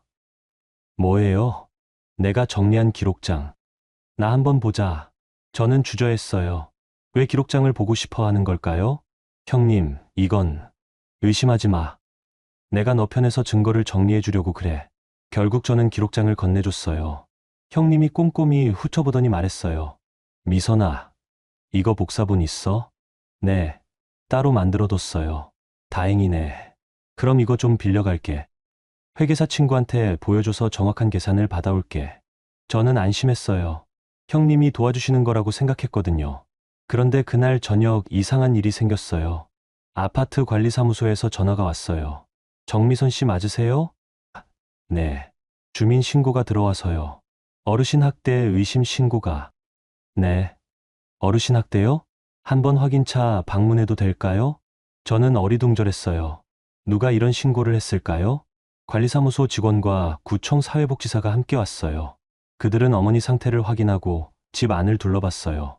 어르신, 며느리분이 잘 돌봐드리고 있나요? 어머니께서 말씀하셨어요. 미선이는 천사 같은 애야. 나 때문에 고생만 시켰는데. 어머니의 말씀을 듣고 사회복지사는 안심한 것 같았어요. 집 안도 깨끗하고 어르신 상태도 좋네요. 그런데 신고가 들어온 이유가 있을 텐데. 누가 신고했는지 알 수 있나요? 익명 신고라서 죄송합니다. 그들이 돌아간 후 저는 불안했어요. 이 모든 게 우연일까요? 가족 단톡방 사건에 이어 어르신 학대 신고까지. 너무 타이밍이 맞았어요. 다음 날 더 충격적인 일이 벌어졌어요. 동네 마트에 갔는데 사람들이 수근거리며 저를 쳐다봤어요. 저 사람이 시어머니 돈 빼먹은. 아이고, 겉보기에는 얌전해 보이는데. 요즘 며느리들이 다 그래요. 돈만 밝혀서. 저는 장을 포기하고 집으로 돌아왔어요. 현관에서 눈물이 났어요. 4년 동안 성실히 간병했던 제가 하루아침에 도둑이 되었어요. 그날 오후 지한 형님이 다시 왔어요. 그런데 표정이 어제와 달랐어요. 미선아, 앉아봐. 형님, 기록장은 그거 말인데 좀 복잡한 문제가 있어. 무슨 문제요? 형님이 가방에서 기록장을 꺼냈는데 몇 페이지가 없어졌어요. 형님, 이거 왜 이래요? 미선아, 솔직히 말해. 너 정말 한 번도 어머니 돈 건드린 적 없어? 저는 어이가 없었어요. 형님이 지금 저를 의심하세요? 의심하는 게 아니라 여기 계산이 안 맞는 부분이 있어. 형님이 남은 페이지를 보여줬어요. 여기 봐. 3월에 약값이 15만 원인데 영수증은 12만 원밖에 없어. 그건 저는 분명히 정리했는데요.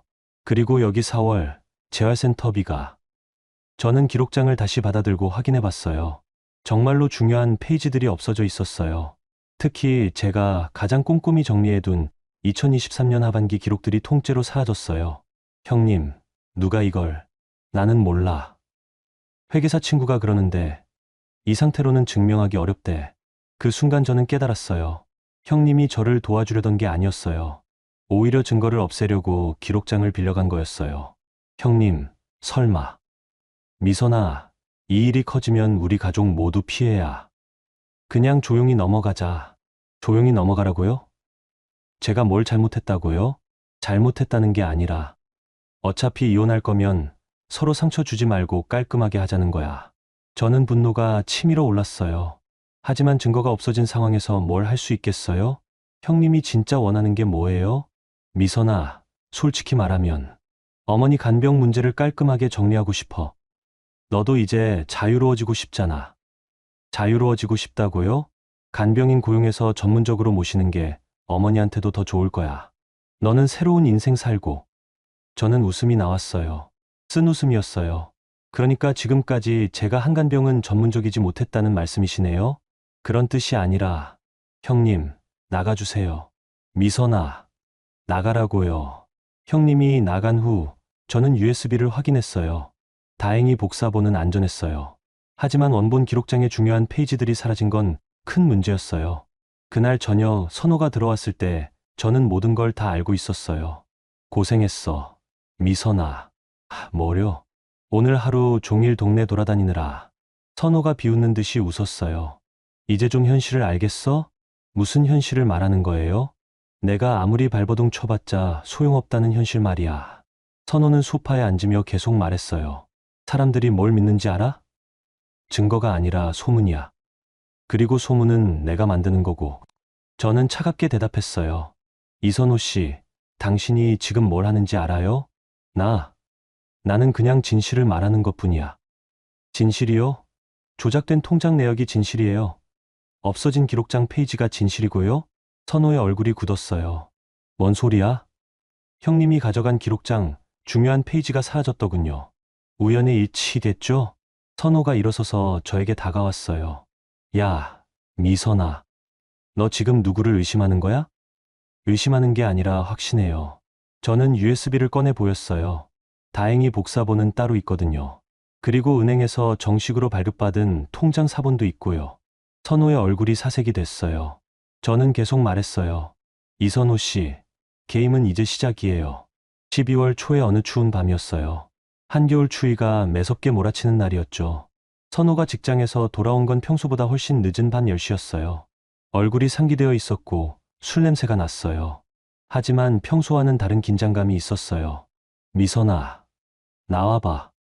저는 어머니 저녁 약을 정리하던 손을 멈추고 거실로 나갔어요. 왜요? 얘기할 게 있어. 선호가 현관 앞에 제 가방을 놓아뒀더군요. 큰 여행용 캐리어였어요. 이게 뭐예요? 내 짐이야. 싸뒀어. 저는 순간 이해가 안 갔어요. 제 짐을 왜 선호 씨가? 나가라고. 뭐라고요? 선호가 현관문을 열었어요. 복도로 차가운 바람이 들어왔어요. 나가라고 했어. 이제 여기 있을 이유 없잖아. 어머니는 어떻게 하고요? 그건 내가 알아서 할 거야. 간병인 구했어. 저는 어머니를 돌아봤어요. 어머니가 휠체어에서 놀란 표정으로 저희를 바라보고 계셨어요. 선호야, 뭐 하는 거니? 엄마, 괜찮아요. 미선이가 나가고 싶다고 해서. 나가고 싶다고요? 제가 버럭 소리쳤어요. 언제 제가 그런 말 했어요? 어제부터 짐 싸고 있었잖아. 그건 거짓말이었어요. 저는 짐을 싼 적이 없었어요. 선호가 멋대로 제 옷들을 가방에 넣었던 거였어요. 이선호 씨, 당신이 뭔 권리로? 내 집이니까. 내 권리로. 저는 어머니께 다가갔어요. 어머니, 제가 나가고 싶다고 한 적 없어요. 어머니가 제 손을 잡으셨어요. 떨리는 손이었어요. 미선아, 정말 나가려고 하는 거니? 아니에요, 어머니. 저는 그때 선호가 저를 끌어당겼어요. 그만 어머니 힘들게 하지 마. 제가 언제 어머니를 힘들게. 내가 여기 있으면 어머니가 마음 아파하시잖아. 맨날 미안하다고 하시고. 선호의 말이 일부는 맞았어요. 어머니께서는 항상 저한테 미안해 하셨거든요. 하지만 그건 제가 나가야 할 이유가 아니었어요. 어머니, 제가 어머니 돌봐드리는 게 싫은 적 없어요. 미선아. 어머니의 눈에 눈물이 고였어요. 미선아, 고마웠다. 정말 고마웠어. 그 순간 저는 깨달았어요. 선호가 어머니께 뭔가 다른 말을 했구나. 아마 제가 간병을 힘들어한다고, 나가고 싶어 한다고 말했을 거예요. 어머니, 그게 아니에요. 제가, 미선아, 이제 내 인생 살아. 젊은데 여기서 늙어가지 마. 어머니의 말씀을 듣는 순간, 저는 모든 걸 포기해야 하나 생각했어요. 어머니가 원하신다면, 하지만 그때 선호가 말했어요. 어머니, 미선이는 이미 마음 정했어요. 다른 데서 일자리도 구했고. 일자리요? 저는 어리둥절했어요. 제가 언제, 요양원에서 연락 왔잖아. 면접 보라고. 저는 기가 막혔어요. 제가 언제 요양원에 이력서를 냈다고요? 이선호 씨, 당신이 뭘? 그때 어머니가 갑자기 으악하며 몸을 떨기 시작했어요. 경련이었어요. 어머니, 저는 급히 달려가서 어머니를 부축했어요. 어머니의 몸이 뻣뻣해지며 경련이 계속됐어요. 119 불러요. 선호가 당황해서 전화를 걸었어요. 저는 어머니를 눕혀드리고 안전한 자세를 취하게 해드렸어요. 4년 간병하면서 익숙해진 응급처치였어요. 구급차가 와서 어머니를 응급실로 옮겼어요. 저는 당연히 따라가려 했는데 선호가 막았어요. 너는 가지 마. 네. 왜요? 어머니가 힘들어 하셨잖아. 내가 가면 더 스트레스 받으셔. 저는 믿을 수 없었어요. 4년 동안 어머니 돌봐온 사람이 저예요. 그래서 뭐? 이제 간병인이 할 거야. 선호는 그렇게 말하고 어머니와 함께 구급차를 탔어요. 저는 홀로 아파트 현관 앞에 남았어요. 추위가 뼈에 스며들었어요. 어머니는 어떤 상태일까? 경련의 원인은 뭘까? 걱정이 되어 미칠 것 같았어요. 몇 시간 후 지한 형님한테서 연락이 왔어요. 미선아, 어머니 상태는 안정됐어. 그런데요? 의사가 그러는데 스트레스가 원인일 가능성이 높대. 최근에 무슨 일 있었냐고. 제 가슴이 답답했어요. 형님, 저는 어머니한테 스트레스 준 적. 의사가 선호한테 물어보니까 내가 나가겠다고 해서 어머니가 충격받으셨다고 하더라. 그건 사실이 아니에요. 사실이 아니라고. 그럼 뭐가 사실이야? 저는 모든 걸 설명하려 했어요. 하지만 형님은 들으려 하지 않았어요. 미선아, 이제 그만해. 어머니가 돌아가시면 어떻게 하려고? 전화를 끊고 나니 세상이 무너지는 느낌이었어요. 제가 어머니를 아프게 만든 사람이 되었어요. 4년 동안 성심성의껏 돌봐드린 제가 말이에요. 그날 밤 저는 고시원 방을 하나 구했어요. 보증금 50만 원, 월세 35만 원짜리 작은 방이었어요. 창도 작고 화장실도 공용이었지만 어쩔 수 없었어요.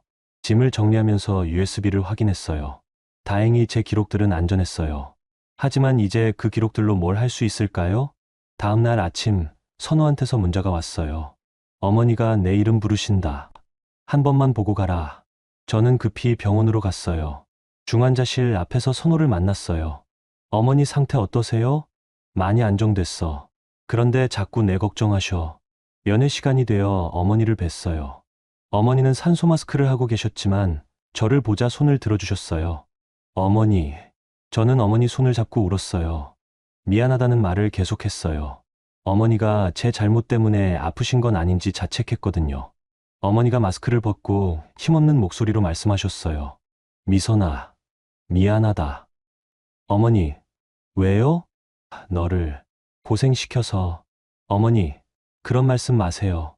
미선아, 이제 내 인생 살아라. 어머니의 말씀이 가슴에 박혔어요. 어머니도 선호 말을 믿고 계신 거였어요. 제가 나가고 싶어 한다고. 면회 시간이 끝나고 나오는데 복도에서 선호가 다른 사람과 전화하는 소리가 들렸어요.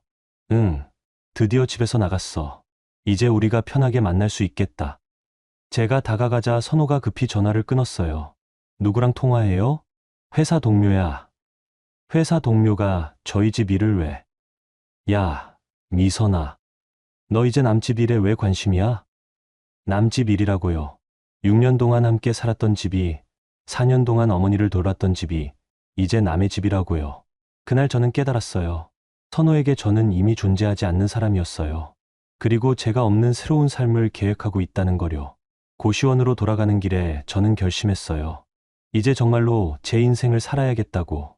4년 동안 모든 걸 희생했지만 결국 아무도 인정해주지 않았어요. 그렇다면 이제는 정말로 저 혼자 살아야겠다고 생각했어요. 하지만 그와 동시에 화도 났어요. 제가 왜 이런 취급을 받아야 하는지, 4년 간병이 왜 이렇게 무시당해야 하는지, 억울함과 분노가 치밀어 올랐어요. 고시원 침대에 누워서 생각했어요. 이대로 포기할 것인가, 아니면 제가 받은 상처에 대해 정당한 보상을 요구할 것인가.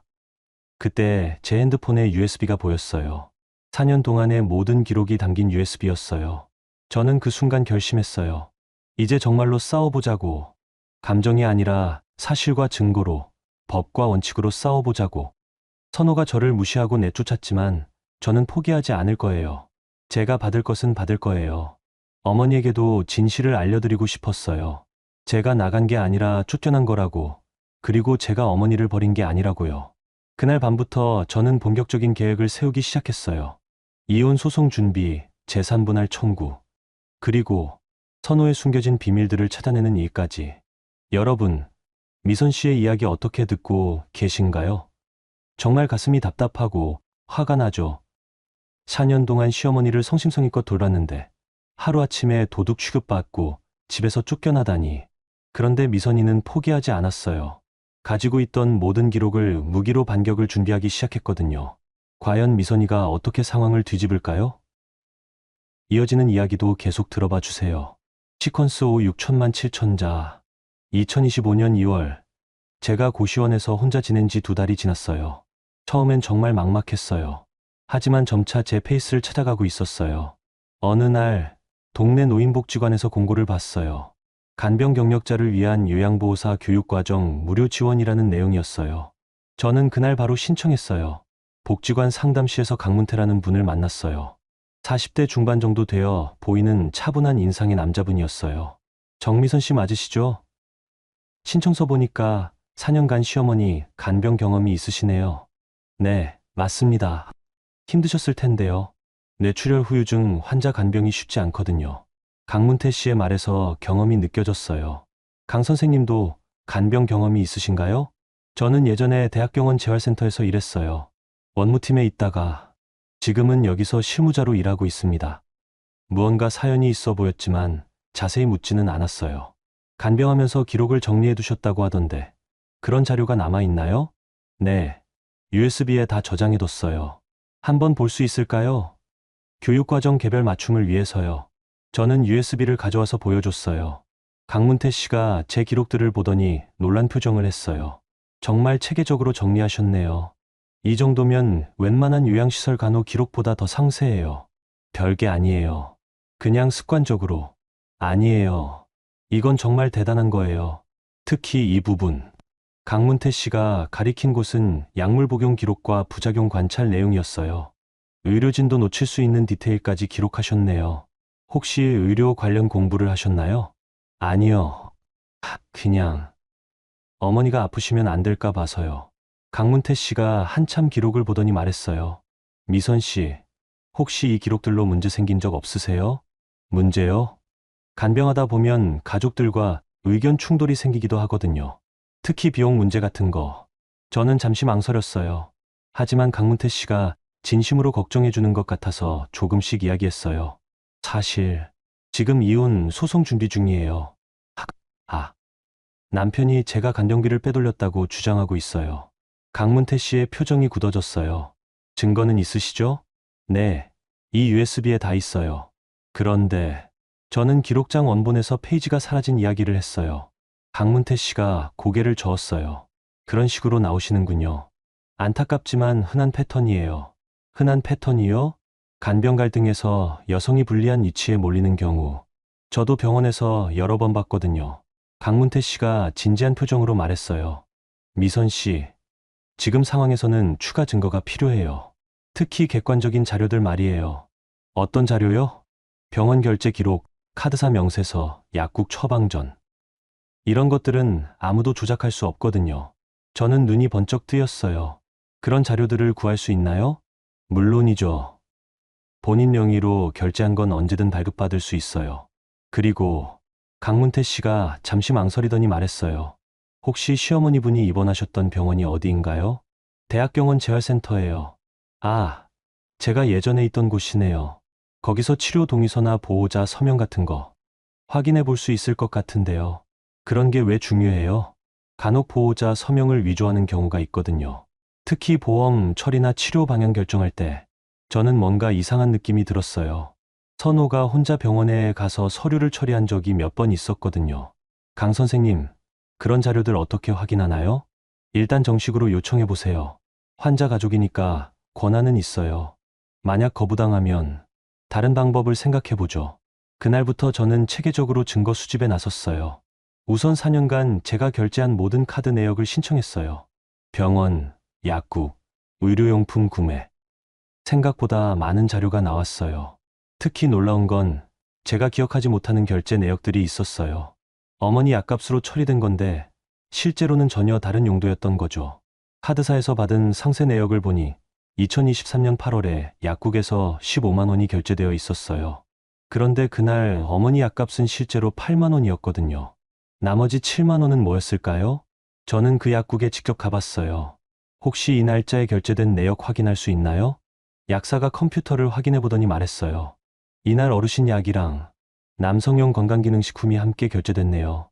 남성용 건강기능식품이요? 네, 가격이 7만 원인 걸로. 영양제 종류예요. 저는 기가 막혔어요. 선호가 자기 건강식품을 어머니 약값으로 처리해 온 거였어요. 그리고는 나중에 제가 간병비를 빼돌렸다고 주장한 거죠. 이런 식으로 하나씩 확인해 보니 수상한 결제 내역이 더 많았어요. 어머니 간병용품이라고 해서 구매한 건데 실제로는 선호가 쓰는 물건들이었던 거죠. 더 충격적인 건 병원 기록이었어요. 강문태 씨의 도움으로 어머니의 치료 기록을 확인해 봤는데 몇 개의 서명이 이상했어요. 이 서명들, 필체가 다른 것 같은데요? 강문태 씨가 자세히 보더니 고개를 끄덕였어요. 맞는 것 같네요. 이건 명백한 위조예요. 위조라고요? 보세요. 여기 2023년 10월에 재활치료 동의서, 보호자 서명이 되어 있는데 이게 정말 미선 씨 서명인가요? 저는 그 서명을 보고 깜짝 놀랐어요. 제 이름으로 되어 있는데 제가 쓴 글씨가 아니었어요. 저는 이런 서명 한 적 없어요. 그럼 누가? 저희는 서로 쳐다봤어요. 답은 뻔했죠. 선호가 제 서명을 위조해서 치료 동의서를 작성한 거였어요. 아마 제가 병원에 못 간 날에 혼자 가서 처리한 모양이에요. 강 선생님, 이거 문제가 되나요? 당연히 문제죠. 보호자 서명 위조는 심각한 법적 문제예요. 특히 의료 관련 서류는 더욱 그래요. 저는 점점 확신이 들었어요. 선호가 저를 몰아내기 위해 계획적으로 준비해온 일이라는 거요. 그날 저녁 저는 요양보호사 교육 신청서를 냈어요. 이제 간병은 더 이상 희생이나 의무가 아니라 제대로 된 값을 받는 전문적인 일이 될 거예요. 강문태 씨가 마지막에 말했어요. 미선 씨, 앞으로 힘든 싸움이 될 거예요. 그런데 포기하지 마세요.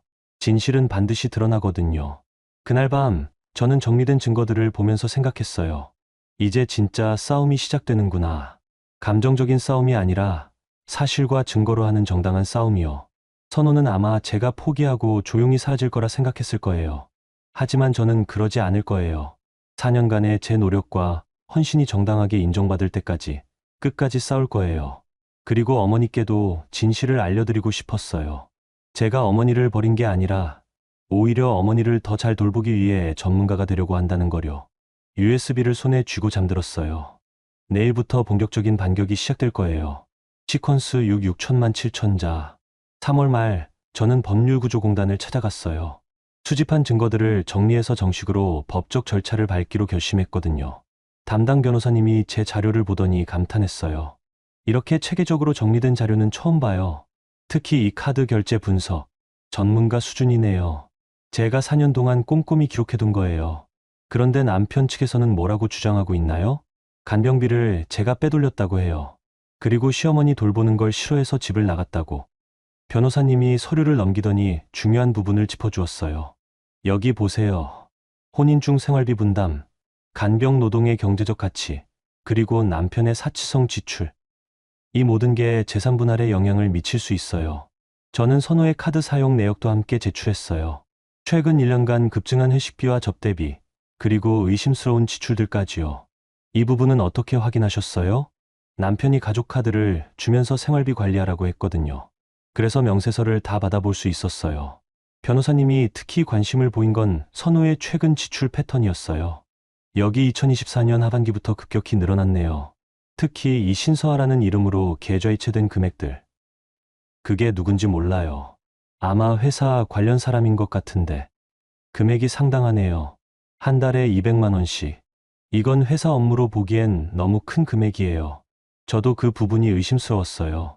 신서아라는 사람에게 왜 이렇게 많은 돈을 보냈을까요? 법률구조공단에서 나와서 저는 본격적으로 선호의 금전거래를 추적해보기로 했어요. 혹시 다른 여자와의 관계인지 확인하고 싶었거든요. 그 과정에서 뜻밖의 발견이 있었어요. 선호 회사에 내부 감사가 들어갔다는 소식이었어요. 동네에서 우연히 만난 선호 동료의 아내한테서 들었어요. 요즘 우리 남편이 스트레스를 너무 받아서 회사에 감사가 들어와서 난리래요. 감사요? 영업팀 접대비 관련해서 뭔가 문제가 있나 봐요. 저는 순간 번개가 치는 것 같았어요. 선호의 급증한 접대비와 회사 감사. 혹시 연관이 있을까요? 집에 돌아와서 선호의 카드 내역을 다시 자세히 봤어요. 그리고 놀라운 사실을 발견했어요. 접대비로 처리된 많은 항목들이 실제로는 개인적인 용도였던 거예요. 예를 들어 거래처 접대라고 되어 있는데 시간과 장소를 보니 데이트 코스였어요. 강남의 고급 레스토랑, 호텔 라운지, 심지어 커플 마사지샵까지. 더 충격적인 건 신서에게 보낸 돈이 선호 개인 계좌가 아니라 회사 법인카드로 처리된 것들이 있었어요. 아마 선호가 접대비를 빼돌려서 개인적으로 쓴 모양이었어요. 저는 이 정보를 변호사님께 알렸어요. 이거 문제가 될 수 있을까요? 당연하죠. 회사 돈을 개인적으로 유용한 건 횡령이에요. 그리고 접대비 허위 신고는 세무상 문제도 될 수 있고요. 그럼 이 자료를 어떻게 활용할 수 있을까요?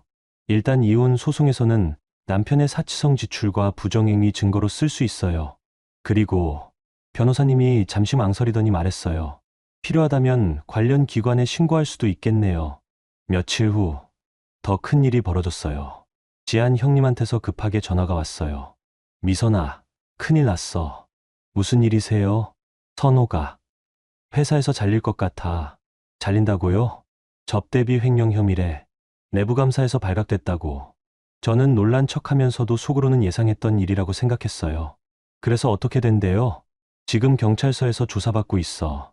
그런데 미선아, 형님 목소리가 급해졌어요. 내가 가진 자료들. 혹시 선호 회사 관련된 것도 있어? 왜요? 선호가 그러는데 내가 자기 카드 내역을 어딘가에 제출했다고. 그게 회사까지 영향을 미쳤을 수도 있다고. 저는 웃음이 났어요. 형님, 저는 제가 받을 걸 받으려고 하는 것뿐이에요. 선호 씨가 회사 돈을 어떻게 썼는지는 저와 상관없는 일이고요. 상관없다고? 그래도 한 가족이었잖아. 가족이요? 저를 도둑으로 몰고 집에서 쫓아낸 사람이 가족이라고요? 형님이 할 말을 못했어요. 저는 계속 말했어요. 형님, 4년 전 제가 간병을 시작할 때 선호 씨가 뭐라고 했는지 아세요? 어차피 내가 할 일이니까 대충 하지 말라고 했어요. 그리고 지금은 내가 엄마 돈 빼먹었다고 하죠. 이게 가족이 할 일인가요? 그건 선호도 스트레스 받아서. 스트레스요? 4년 동안 24시간 간병한 제 스트레스는 생각 안 하세요? 그날 오후 선호가 집으로 돌아왔어요. 처음 보는 초라한 모습이었어요. 정장도 구겨졌고 얼굴도 상기되어 있었어요. 저는 어머니 문병을 위해 병원에 갔다가 우연히 선호를 마주쳤어요. 미선아. 선호가 저를 보더니 달려왔어요. 너, 뭔 짓을 한 거야? 무슨 말씀이세요? 내 카드 내역을 어디다 제출했어? 제출할 권리가 있으니까 제출했죠. 가족 카드였으니까요. 선호의 얼굴이 붉어졌어요. 너 때문에 내가 회사에서. 쟤 때문이요? 이선호 씨가 회사 돈을 어떻게 쓴 건 제 책임이에요? 너가 고의로. 고의로 뭐려? 저는 제가 낸 간병비 증명하려고 자료 정리한 것뿐이에요. 그 과정에서 이상한 지출이 발견된 건 이선호 씨 문제죠. 선호가 주먹을 불끈 쥐었어요. 하지만 병원 복도라서 그런지 참고 있었어요. 미선아, 이제 그만해. 우리 둘 다 상처만 커져. 상처요? 저는 이미 상처받을 만큼 받았어요. 이제는 제대로 된 보상을 받을 차례죠. 보상? 내가 6년 동안 너 먹여 살린 게 보상 아니야? 먹여 살려주셨다고요? 제가 4년 간병으로 절약시켜드린 돈이 얼마인지 계산해보세요. 저는 핸드폰에서 정리해둔 자료를 보여줬어요. 간병인 고용비 월 300만 원, 4년이면 1억 4천만 원. 거기다 제가 포기한 경력과 급여까지 합치면 그런 식으로 따지려고? 네. 이선호 씨가 먼저 돈으로 따져서 절 도둑으로 몰았잖아요. 그럼 저도 똑같이 따져볼게요. 선호가 갑자기 무릎을 꿇었어요. 병원 복도에서요. 미선아, 제발. 한 번만. 일어서세요. 사람들이 봐요. 내가 잘못했어. 앞으로는 잘할게. 앞으로요? 이미 끝난 일인데 무슨 앞으로가 있어요? 저는 돌아서려고 했는데 선호가 제 팔을 붙잡았어요. 엄마는 어떻게 해? 엄마가 얼마나 힘들어 하시는데. 어머니 문제는 어머니께서 결정하실 일이에요. 그리고 전 이제 요양보호사 자격증 따서 전문적으로 어머니 도울 예정이에요. 자격증? 네. 이제 무료로 간병하는 게 아니라 정당한 값을 받고 일할 거예요. 선호의 얼굴이 사색이 됐어요. 아마 제가 정말 돌아오지 않을 거라는 걸 그때서야 깨달은 것 같았어요. 미선아, 이선호 씨, 이제 법원에서 봐요. 앞으로 모든 대화는 변호사를 통해서 할게요. 저는 그렇게 말하고 어머니 병실로 향했어요. 어머니를 뵙고 제가 요양보호사가 되어서 전문적으로 도움을 드릴 거라고 말씀드리고 싶었거든요. 복도를 걸어가면서 저는 생각했어요. 이제 정말 끝이구나. 감정적인 미련도, 가족이라는 이름의 숙박도 모두 끊어냈구나. 선호가 회사에서 잘리든 말든 그건 이제 제 문제가 아니었어요. 자업자득이었으니까요. 그리고 신서아라는 여자가 누구든 그것도 제 상관이 아니었어요. 이제 선호는 남이니까요. 저는 당당하게 제 길을 걸어갈 준비가 되었어요. 시퀀스 7 6천만 7천자. 5월 초 저는 요양보호사 자격증을 취득했어요. 그리고 첫 일자리로 어머니가 계신 요양병원에서 일하게 되었어요. 이제 전문가로서 어머니를 돌볼 수 있게 된 거죠. 어머니의 상태는 많이 좋아지셨어요. 재활 치료를 꾸준히 받으시면서 말씀도 훨씬 또렷해지셨고 휠체어로 혼자 이동도 가능하셨어요. 어느 날 어머니와 면회 시간에 대화를 나누는데 어머니가 갑자기 제 손을 꽉 잡으셨어요. 미선아, 할 말이 있어. 네, 어머니. 뭐든 말씀하세요. 어머니가 잠시 망설이시더니 떨리는 목소리로 말씀하셨어요. 약값. 선호가 낸 게 아니야. 네? 무슨 말씀이세요? 내 연금이랑 내 통장으로 다 나갔어. 저는 순간 이해가 안 갔어요. 어머니, 그게 무슨... 미선아, 나도 바보가 아니야. 4년 동안 내가 얼마나 고생했는지 다 봤어. 어머니의 눈에 눈물이 고였어요. 선호는 생활비만 냈어. 약값이랑 병원비는 내가 다 냈지. 저는 충격이었어요. 그럼 지금까지 선호가 간병비를 댔다고 한 건 거짓말이었다는 거예요? 어머니, 그럼. 미선아, 미안해. 너한테 말했어야 했는데. 어머니가 힘들게 말씀을 이어가셨어요.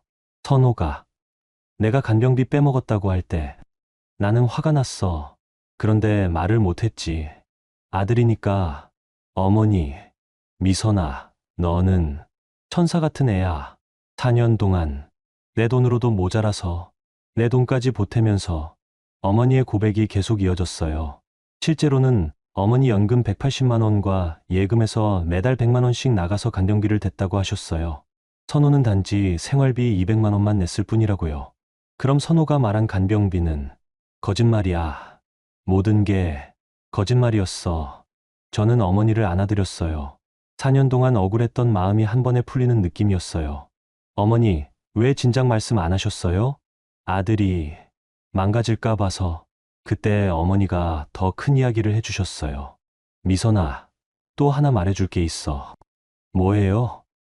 내가 오피스텔 하나 있어. 오피스텔이요? 응. 결혼하기 전에 내 이름으로 산 거야. 그런데 몇 년 전에 내 이름으로 바꿨어. 저는 깜짝 놀랐어요. 제 이름으로요? 언제요? 2년 전쯤. 선호가 자꾸 그 집을 팔자고 해서. 어머니의 설명에 따르면 선호가 계속 어머니 오피스텔을 팔아서 사업에 투자하자고 설득했다고 해요. 그래서 어머니가 몰래 제 이름으로 소유권을 이전해 두셨다고 하시더라고요. 어머니, 그런 중요한 일을. 미선아, 너만 믿어서 내가 나중에 힘들 때 쓰라고.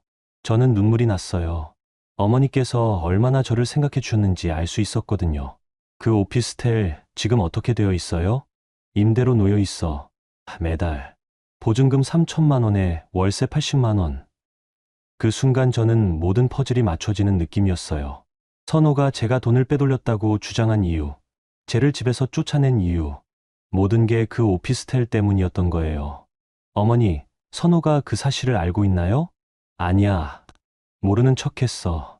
그런데 요즘 자꾸 서류 가져오라고 해서 이상해. 저는 급하게 부동산 등기소에 가서 확인해 봤어요. 정말로 제 이름으로 되어 있었어요. 그리고 최근에 선호가 소유권 이전을 시도한 흔적도 있었어요. 등기소 직원이 설명해 줬어요. 최근에 소유권 이전 신청이 있었는데 서류에 문제가 있어서 반려됐어요. 무슨 문제요? 소유자 서명이 위조 의심이 있어서요. 또다시 위조였어요. 선호가 제 서명을 위조해서 오피스텔을 빼내려 했던 거였어요. 저는 즉시 변호사님께 연락했어요. 이거 큰 문제예요. 부동산 서류 위조는 중범죄거든요. 그럼 어떻게 해야 해요? 일단 고발할 수 있어요. 그리고 이혼 소송에서는 결정적인 증거가 될 거고요. 다음 날 더 충격적인 일이 벌어졌어요. 선호가 신서아와 함께 병원에 나타난 거예요. 신서아는 생각보다 어린 여자였어요. 29 정도로 보였고 화려한 차림새였어요. 그리고 선호에게 매우 친밀하게 굴었어요. 선호 오빠, 어머니 안색이 많이 좋아지셨네요. 오빠라고 부르는 걸 보니 연상연하 관계였나 봐요. 저는 어머니 병실 앞에서 그들을 지켜봤어요. 선호가 신서아를 어머니께 소개했어요. 엄마, 이분이 신서아예요. 우리 결혼하기로 했어요. 어머니가 놀란 표정을 하셨어요. 결혼이라고? 미선이랑은 이미 끝났어요. 이제 서아랑 새 출발하려고요. 신서아가 어머니께 인사를 했어요. 어머니, 처음 뵙겠습니다. 앞으로 잘 부탁드려요. 어머니가 당황스러워하시는 걸 보고 저는 참을 수 없었어요. 병실로 들어갔어요. 실례합니다. 제가 나타나자 선호와 신서아가 놀랐어요. 미선아, 너 왜? 저는 여기 직원이에요. 요양보호사로 일하고 있거든요. 신서아가 저를 위아래로 훑어보더니 말했어요. 아, 미선 언니시네요. 많이 들었어요. 언니라고 부르는 것도 어색했지만 그 말투가 묘하게 비꼬는 느낌이었어요. 들으셨다고요? 뭐려? 선호 오빠한테 들었죠. 간병하는 게 힘들어서 나가셨다고. 저는 어머니를 보셨어요. 어머니가 고개를 저으며 말씀하셨어요. 아니야. 미선이는 쫓겨난 거야. 엄마. 선호가 당황했지만 어머니가 계속 말씀하셨어요. 미선이는 4년 동안 나를 정성껏 돌봐줬어. 그런데 내가 도둑으로 몰았잖아. 신서아의 표정이 굳어졌어요. 오빠, 이게 무슨 소리예요? 아니야, 서아야. 엄마가 착각하시는 거야. 저는 더 이상 참을 수 없었어요. 신서아 씨, 혹시 최근에 선우 씨한테서 많은 돈을 받았나요? 갑자기 무슨 카드 내역 보니까 신서아 씨 이름으로 계속 돈이 나갔더라고요. 한 달에 200만 원씩. 신서아가 선우를 쳐다봤어요. 오빠, 이게 뭐예요? 아니야, 서아야. 그건. 그리고 그 돈이 회사 접대비로 처리됐다는 거 알고 계세요? 선우의 얼굴이 사색이 됐어요. 야, 미선아, 너 지금 뭐 하는 거야? 사실을 말하는 거예요. 신서아 씨도 알 권리 있잖아요. 자기가 받은 돈이 횡령한 거라는 거려. 신서아가 뒤로 물러섰어요. 오빠, 설마, 정말이에요? 서아야, 잠깐만. 설명할게. 설명은 필요 없어요. 저 가야겠어요. 신서아가 화를 내며 나가려고 하는데 선호가 붙잡았어요. 서아야, 제발. 얘기 좀 들어봐. 들어볼 게 뭐 있어요? 저 때문에 오빠가 회사에서 잘렸다는 거잖아요. 아니야, 그게 아니라. 하지만 신서아는 듣지 않고 나가버렸어요. 선호가 쫓아가려다가 제게 돌아와서 화를 냈어요. 너 때문이야. 너 때문에 다 망가져. 쟤 때문이요? 이선호 씨가 한 일의 결과를 저한테 떠넘기지 마세요. 어머니께서 말씀하셨어요. 선호야, 이제 그만해. 미선이한테 더 이상 상처 주지 마라. 선호가 어머니를 보더니 무너지는 표정을 했어요. 아마 모든 계획이 틀어졌다는 걸 깨달은 것 같았어요. 그날 저녁 저는 집에서 모든 상황을 정리해봤어요. 어머니의 고백, 오피스텔 소유권, 선호의 위조 시도, 그리고 신서아의 배신까지. 판세가 완전히 뒤바뀌었어요. 이제 선호는 갈 곳이 없을 거예요. 하지만 저는 복수보다는 어머니가 편안해하시는 걸 보고 안심이 됐어요. 이제 어머니도 진실을 말씀하셨으니까요. 시퀀스 8 6천만 7천자. 7월 말 법원 조정실에서 마지막 만남이 있었어요. 그동안 모든 증거와 사실들이 정리된 상태였어요. 선호는 초라한 모습이었어요. 회사에서 잘린 후 일자리도 구하지 못했고 신서아에게도 버림받았어요. 무엇보다 어머니까지 등을 돌리시자 완전히 고립된 상태였어요. 조정위원이 양쪽의 주장을 정리해서 발표했어요. 그동안 제출된 증거들을 종합해보면 정미선 씨의 주장이 대부분 사실로 확인됩니다. 선호가 고개를 떨구고 있었어요. 특히 간병 관련 비용은 시어머니 본인의 연금과 예금에서 지출되었고 이선호 씨는 생활비만 부담한 것으로 확인됩니다. 그리고 정미선 씨 명의의 오피스텔 소유권 이전 시도는 명백한 문서 위조로 판단됩니다. 조정위원이 선호를 보며 말했어요. 이선호 씨, 하실 말씀 있으신가요? 선호가 저를 보더니 갑자기 무릎을 꿇었어요. 미선아, 제발 일어서세요. 한 번만 용서해줘. 엄마 때문에라도. 저는 차가운 목소리로 말했어요. 어머니 때문에라고요? 4년 동안 어머니 돌봤던 저한테 그런 말 하세요? 내가 잘못했어. 앞으로는 없어요. 이선호 씨. 선호가 계속 매달렸어요. 우리 다시 시작할 수 없어? 내가 달라질게. 달라진다고요? 4년 동안 기회는 충분했어요. 그런데 이선호 씨는 저를 도둑으로 몰고 집에서 쫓아냈잖아요. 그건 화가 나서요. 그럼 제가 4년 동안 받은 상처는 뭐예요? 저는 일어서서 창밖을 봤어요. 이선호 씨, 지난 6년, 아니, 특히 지난 4년 동안 저는 정말 최선을 다했어요. 어머니 돌보는 것도, 당신 뒷바라지하는 것도. 알아, 정말 알아. 그런데 결국 제가 받은 건 뭐예요? 도둑이라는 누명이고, 어머니를 버리고 간다는 오해고, 하루아침에 집에서 쫓겨나는 굴욕이었어요. 저는 선호를 똑바로 봤어요. 이선호 씨, 저는 이제 당신에게 더 이상 제 시간과 감정을 쓰고 싶지 않아요. 미선아, 지난 4년, 아니 6년으로 제가 멍청했던 값은 충분히 치렀어요. 이제 저는 당신을 모르고 살 거예요. 조정위원이 최종 조정안을 발표했어요. 저는 오피스텔 소유권을 확보하고 4년간의 간병비 일부를 위자료로 받게 되었어요. 그리고 선호의 문서 위조에 대해서는 별도 고발 조치를 보류하는 조건이었어요. 법원을 나오면서 저는 깊게 숨을 쉬었어요. 정말로 모든 게 끝났구나. 선호가 뒤쫓아왔어요. 미선아, 정말 이게 끝이야? 네, 끝이에요. 그럼. 어머니는 제가 전문적으로 돌봐드릴 거예요. 요양보호사로서 말이에요. 요양보호사로? 네. 이제 무료 간병이 아니라 정당한 값을 받고 일하는 거예요. 선호의 얼굴이 복잡해졌어요. 그럼. 나는? 그건 이선호 씨 문제예요. 저는 더 이상 상관없어요. 그렇게 말하고 저는 돌아섰어요. 새로운 인생이 기다리고 있었거든요.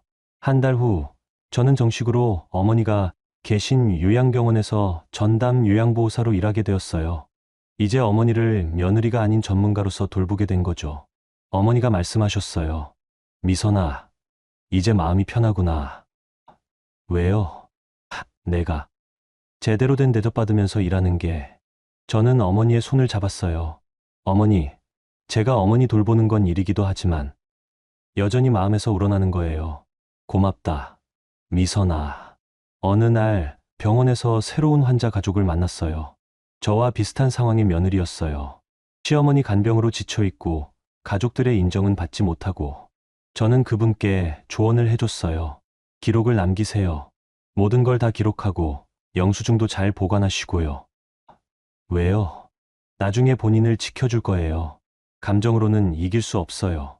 하지만 사실과 증거로는 이길 수 있거든요. 그분이 고마워했어요. 저는 제 경험이 다른 사람들에게도 도움이 될 수 있다는 걸 깨달았어요. 저녁에 혼자 집으로 돌아가면서 생각해봤어요. 정말 많은 일이 있었구나. 4년 동안의 간병, 모욕과 배신, 그리고 마지막 반격까지. 하지만 후회는 없었어요. 오히려 더 강해진 느낌이었어요. 혼자서도 충분히 살 수 있고 제가 원하는 방식으로 살 수 있다는 자신감이 생겼거든요. 그리고 무엇보다 어머니와의 관계도 더 좋아졌어요. 이제는 의무가 아니라 선택으로 어머니를 돌보니까 마음도 편하고 보람도 더 커졌어요. 가끔 동료들이 물어봐요. 전 남편이 다시 연락하면 어떻게 할 거예요? 저는 웃으며 대답해요. 그럴 일은 없을 거예요. 이제 저는 정말로 다른 사람이거든요. 실제로 선호의 소식은 들리지 않았어요. 아마 어디선가 새로운 삶을 시작했겠죠. 그것도 선호의 몫이에요. 저는 이제 제 길을 걸어가고 있어요. 요양보호사로서, 그리고 한 명의 독립적인 여성으로서요. 오피스텔 임대료로 생활비는 충분하고 요양보호사 일로 용돈도 벌 수 있어서 경제적으로도 안정되었어요. 무엇보다 마음이 편해졌어요. 어제는 복지관에서 만난 강문태 씨에게서 연락이 왔어요. 미선 씨, 요양보호사 교육 강사 해볼 생각 없으세요? 실전 경험이 풍부하시니까. 저는 흔쾌히 수락했어요. 제 경험을 다른 분들과 나눌 수 있다면 좋겠다고 생각했거든요. 특히 간병 기록 정리하는 방법, 가족과의 갈등 해결 방법 같은 실질적인 도움을 줄 수 있을 것 같아요. 지금 이 순간, 저는 정말 행복해요. 혼자서도 충분히 잘 살고 있고, 의미 있는 일도 하고 있고, 무엇보다 제 자존감을 되찾았거든요. 4년 전, 간병을 시작할 때는 상상도 못했던 일들이에요. 하지만 결과적으로는 더 나은 사람이 된 것 같아요. 이제 저는 누구에게 의존하지 않고, 누구에게 무시당하지 않으면서 살 수 있어요. 그리고 그게 정말 소중한 거라는 걸 깨달았어요. 내일도, 모레도 저는 제 길을 당당하게 걸어갈 거예요. 엔딩 운영자 메시지 70만 900자. 여러분, 오늘 미선 씨의 이야기 어떠셨어요? 정말 마지막엔 속이 시원했죠. 4년 동안 시어머니를 정성껏 돌봤는데 도둑 취급받고 집에서 쫓겨났던 미선이가 결국에는 모든 진실을 밝혀내고 새로운 인생을 시작하게 되었잖아요. 가장 인상 깊었던 건 미선이가 감정적으로 싸우지 않았다는 거예요. 대신 4년 동안 꼼꼼히 기록해둔 자료들로 사실과 증거로 맞서 싸웠죠. 그리고 마지막에는 요양보호사라는 전문직으로 당당하게 자립했고요. 살다 보면 우리도 미선이처럼 억울한 일을 당할 때가 있어요. 가족이라는 이름으로 사랑한다는 이유로 희생을 강요받기도 하죠. 그런데 진짜 사랑은 상대방을 인정하고 존중하는 거라고 생각해요. 일방적인 희생을 당연하게 여기는 건 사랑이 아니라 이용거든요. 미선이 이야기에서 배울 수 있는 교훈이 있다면 자신을 지키는 건 이기적인 게 아니라는 거예요. 그리고 기록의 힘이 얼마나 중요한지도 알 수 있었죠. 감정만으로는 이길 수 없지만 명확한 사실과 증거가 있으면 진실은 반드시 밝혀지거든요. 여러분도 혹시 비슷한 상황에 있으시다면 미선이처럼 포기하지 마세요. 여러분의 노력과 헌신은 반드시 정당하게 인정받을 자격이 있거든요. 그리고 때로는 혼자 서는 것도 용기라는 걸 기억해 주세요. 오늘 이야기가 여러분께도 작은 위로와 지혜가 되었으면 좋겠습니다. 구독과 좋아요도 부탁드립니다. 감사합니다.